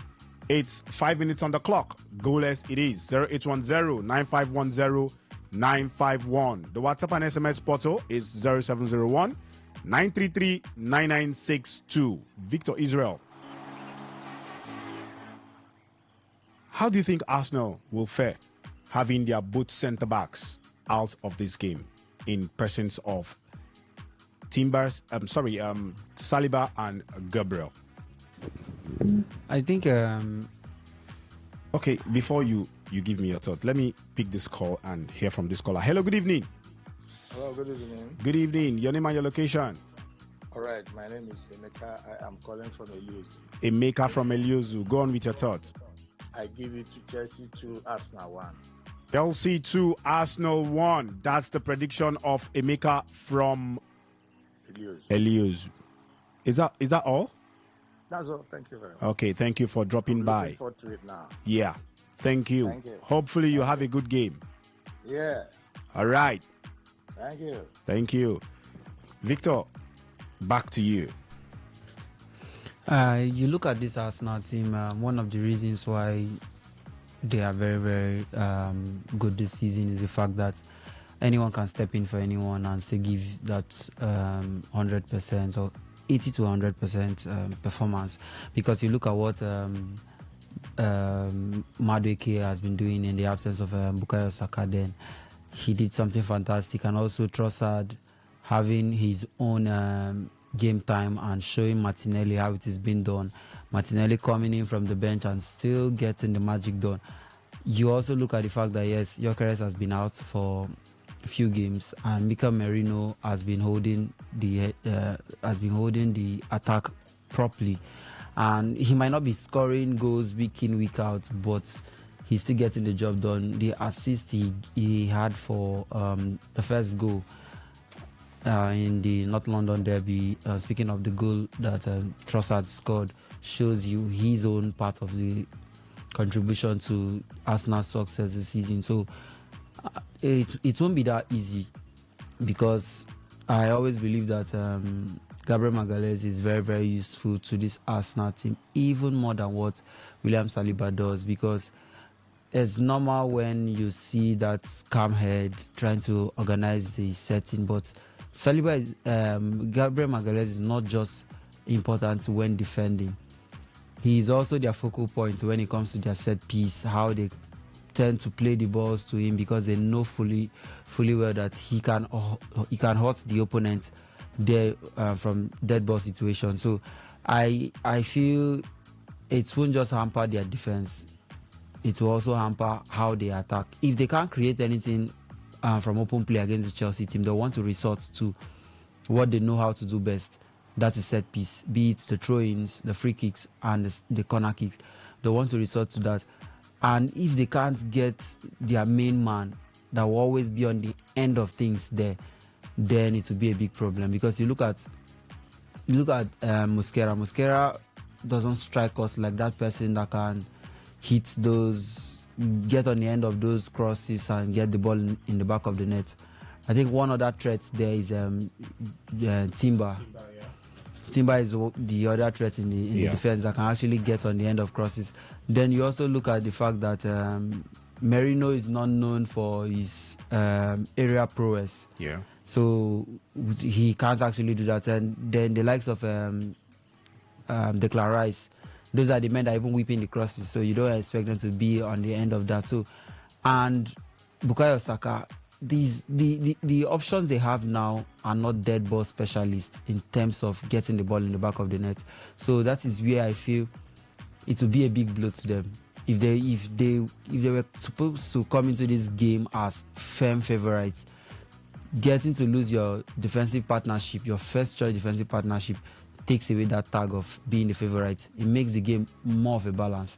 And Chelsea, on the other hand, getting a boost, because they know if the game does not go according to plan in the first half, you can actually bring in a certain Kopama. He might not be that match fit. He might be a bit match rusty, but he just needs a moment to get that magic back there on the pitch. He can pick those passes. Imagine having a Kopama, an Estevao William, and also Alejandro Garnacho running at this Arsenal's defense that are lacking their two centre-back pairing. It will cause them problem. We saw what Bayern did. Bayern tried to expose how to score them. Try to beat the press in the midfield. If you can beat the press in the midfield and get direct to the defenders, then you stand a better chance of scoring them. So I feel if Chelsea can just wrap their head around that, then they have a better chance of beating this Arsenal team. Raya this season, we haven't been seeing Raya pulling off save week in, week out, because Raya is tend to be, should I say, being guarded properly. So before you get to, there were times when we were talking about Arsenal not even facing a shot on target. You can't see the goalkeeper if you don't concede shots on target. So maybe Raya might, this is the game when we might be getting to see Raya pull up saves or being tested. But I feel Chelsea has the upper hand, being at home and also having their star man back, and Arsenal losing their two centre backs. And let's not forget, Trossard is not also in this game. He has been the bright spark in the attack, trying to create things. His movements alone drags defenders off their position. So Arsenal came into this game with already, should I say, 3 shots behind. So let's see what the game entails. Okay, let's see what the game entails. Guys, before we leave, I'm going to take your thoughts. But before then, let me give updates on the MPFL games. Barra FC playing out a 2-all draw against Kwara United. 83 minutes on the clock. 77 minutes it is. Eyimba winning Enugu Rangers in the Oriental Derby. 77 minutes on the clock. Ikorodu City 1-0 winners against the Abia Warriors. 82 minutes it is. Kun Khalifat beating Plateau United, the newly promoted side. 81 minutes, Shooting Stars beating the Academy Warriors. And 82 minutes, Warri Wolves, another newcomers in the MPFL League, beating Nasarawa United, the league leaders. And halftime it is in Bayelsa at the Samson Siasia Stadium as Bayelsa United are playing out a 1-all draw against Castina United. The game between Arsenal and Chelsea is goalless, 15 minutes on the clock. And in the Spanish La Liga, Sevilla losing at home to Real Betis, 70 minutes it is there. 15 minutes in the Bundesliga against Essen Frankfurt at home to Wolfsburg. And in the French Ligue 1, Angers playing out a goalless draw against Lens, 30 minutes on the clock. 33 minutes on the clock, Le Havre against Lille, goalless it is. And Lorient have just pegged one back. They are now drawing 32 minutes at home against Nice. 0810-951-0951. Arsenal fans, Chelsea fans, what's your prediction? What do you think about this game going on? Do you think you can win this one for the Chelsea fans? For Arsenal fans, do you think you can actually get this one over your London rivals to actually win the English Premier League? 0810-951-0951. For the WhatsApp and SMS portal, 0701-933-9962 it is. Victor Israel, what's your prediction? Chelsea up against Arsenal. I very much believe that this game looks like a draw, but one thing I know for sure is that that though is just my own prediction, but I feel Arsenal is not going to win the game. I want to give the game to Chelsea, knowing fully well that they are playing at home. They are on the back of a very good run, beating Barcelona there. Coming into this game, the confidence is very high. The players feel that they can actually beat the league leaders and maybe cut short their lead and see what it entails. So I will give it to Chelsea. Chelsea winning the game or getting a draw from it. Okay, Chelsea winning the game or getting a draw from it. What do you think? What's your prediction? 0810-951-0951. Chelsea fans, Arsenal fans, what do you think about this game? What's your prediction? Do you think you can actually win this one? 0810-951-0951. The WhatsApp and SMS portal, 0701-933-9962. We'll be running out of the studio in a bit, so call into the show.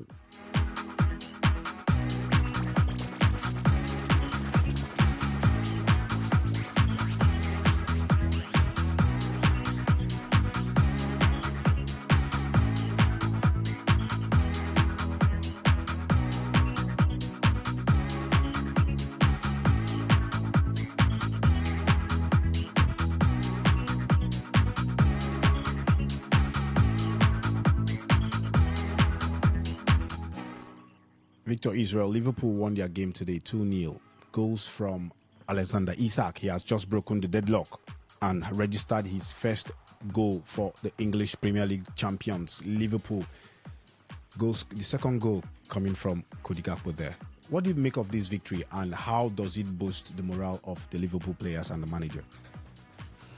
I think it will help release a bit of the pain or relieve a bit of the pain on the fans and relieve a bit of pressure on Arne Slot because coming into this game he believes and he knows that the pressure has been mounting a lot on him because he needed to get results. And I was just watching the game today and I just felt why didn't he just go back to the basics? Because and that is what he did today. Yeah, it worked for him. Yeah, it worked out. And while Ovie was here in the first part, I told him that sometimes you look at Slots, he has been the problem. He has been his own problem, because there were games where this season where he went back to the basics and it worked out for him. He went back to the basics against Aston Villa. He went back to the midfield that won the league last season, and he got a 2-0 victory, keeping a clean sheet in that game. He went back to the basics against Real Madrid. He won that game. When he keeps it simple, he gets the results. Why not stick with that and try to build confidence? Try to build consistency. Let the boys play with the same basics that you've been using. Let's play with that and see where it takes you. Let's try to get, if possible, 5 straight wins. Before you can say, okay, let's try something brimming on confidence, we can try to think out lots of things. Not a case where you win one game and the next game you are trying to overthink. You are trying to do something out of the box. You are trying to say, okay, let me drop this player on the bench. Play players based on form. This season, we've seen, if not 6 options at his right back position. We've seen Frimpong, we've seen Bradley, Soboslai, and Ramsey, Joe Gomez today. The other day it was Curtis Jones. Lots of players have played in the right back position. I think it's high time he picks someone to just make their position, because the 2 right backs are not fit. Gomez came into this Liverpool team as a left back under Brendan Rodgers. Yeah. At some point, he made the right back. He also played in the right back. He was now the understudy to Trent Alexander-Arnold in the right back position. And you have someone that can actually play as a centre back too.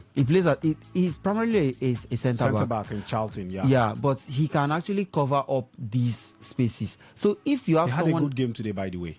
Yeah, very, very much a good game. Yeah. If you have someone that can do something 70 to 80%, it reminds me of a prime Nathaniel Klein. Oh. So if you can get someone that can do the basic, he might not be a Trent Alexander-Arnold that will be spamming crosses here and there. Flanagan.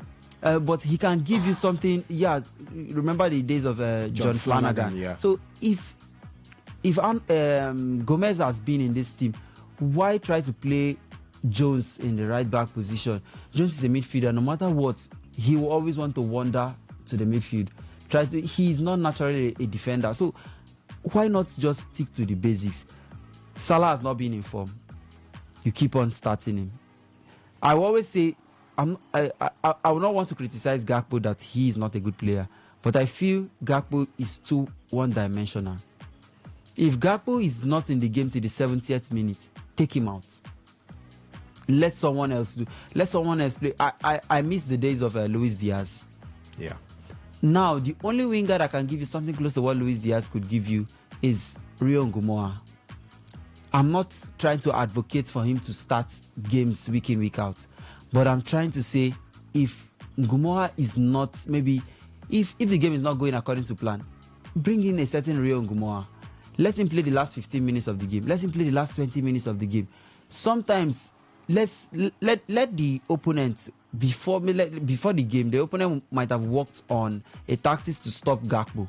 And all of a sudden, they see a certain 17-year-old starting the game. Believe me, the attentions will not be on him.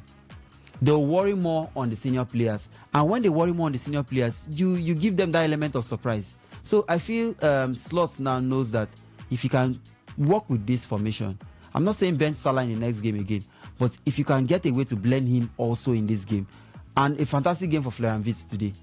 Yeah. He created lots of chances in the first half. All were squandered by the striker, Cody Gakpo and Alexander Isak. I do feel pity for him most times, because if the chances he's creating are being converted, he will be up there in terms of the assist. But the players are not getting those goals and all that. But kudos to him. This is one of his best games I've watched. And he shows that, yes, he is moving in the right direction. In the midweek, a bigger test awaits them. Sunderland, we all know what Sunderland has been up to this season. Beating Chelsea, getting a draw against Arsenal, and churning out results that they don't even believe it. So it will be a tough game at Anfield. These days, Anfield is no longer a fortress, but now an express. Wonderful. Anfield is no longer a fortress, but an express. Wahala. Alex, your call on today's game, Chelsea versus Arsenal. Who wins this? Well, I would expect Arsenal and their quality, with the disposal at their hand, Victor Gyökeres and Gabriel Jesus back on the bench.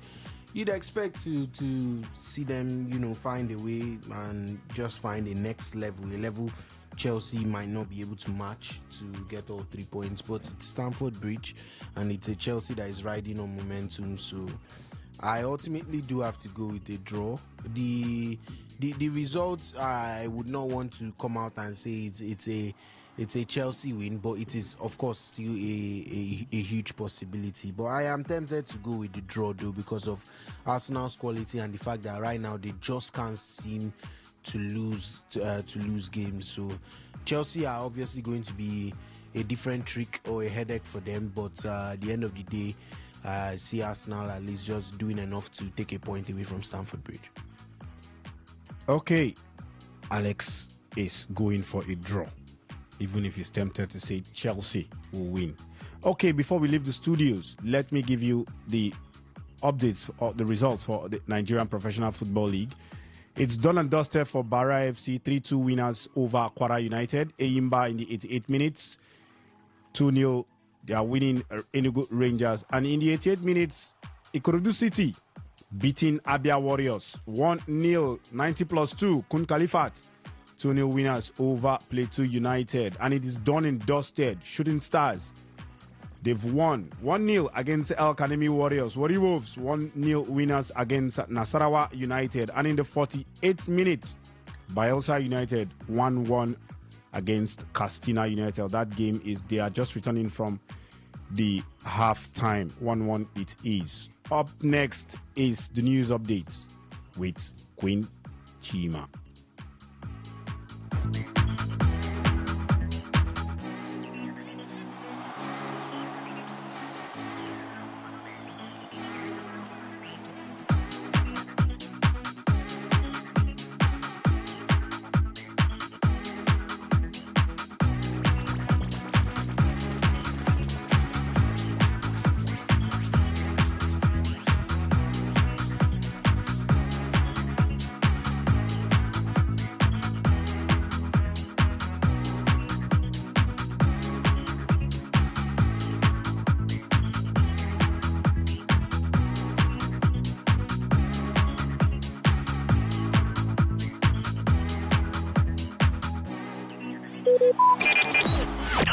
Talk radio. I listen to a lot of talk radio. 95.1 FM. What's a successful business without sales? And what is sales without an audience? Well, do you know that you can reach 8 million listeners across 6 states in 2 geopolitical zones all at once? How? With Today 95.1 FM, you can get millions of people to know about your business. And what does that mean to you? More sales. Call 081 389 2850 now for more information.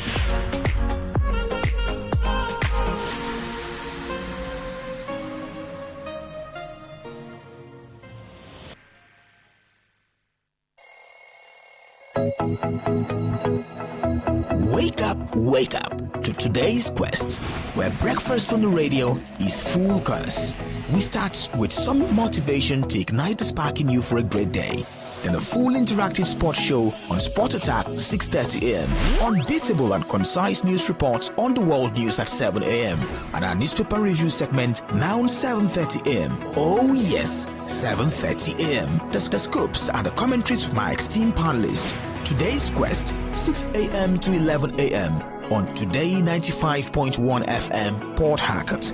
Miss it, you miss out.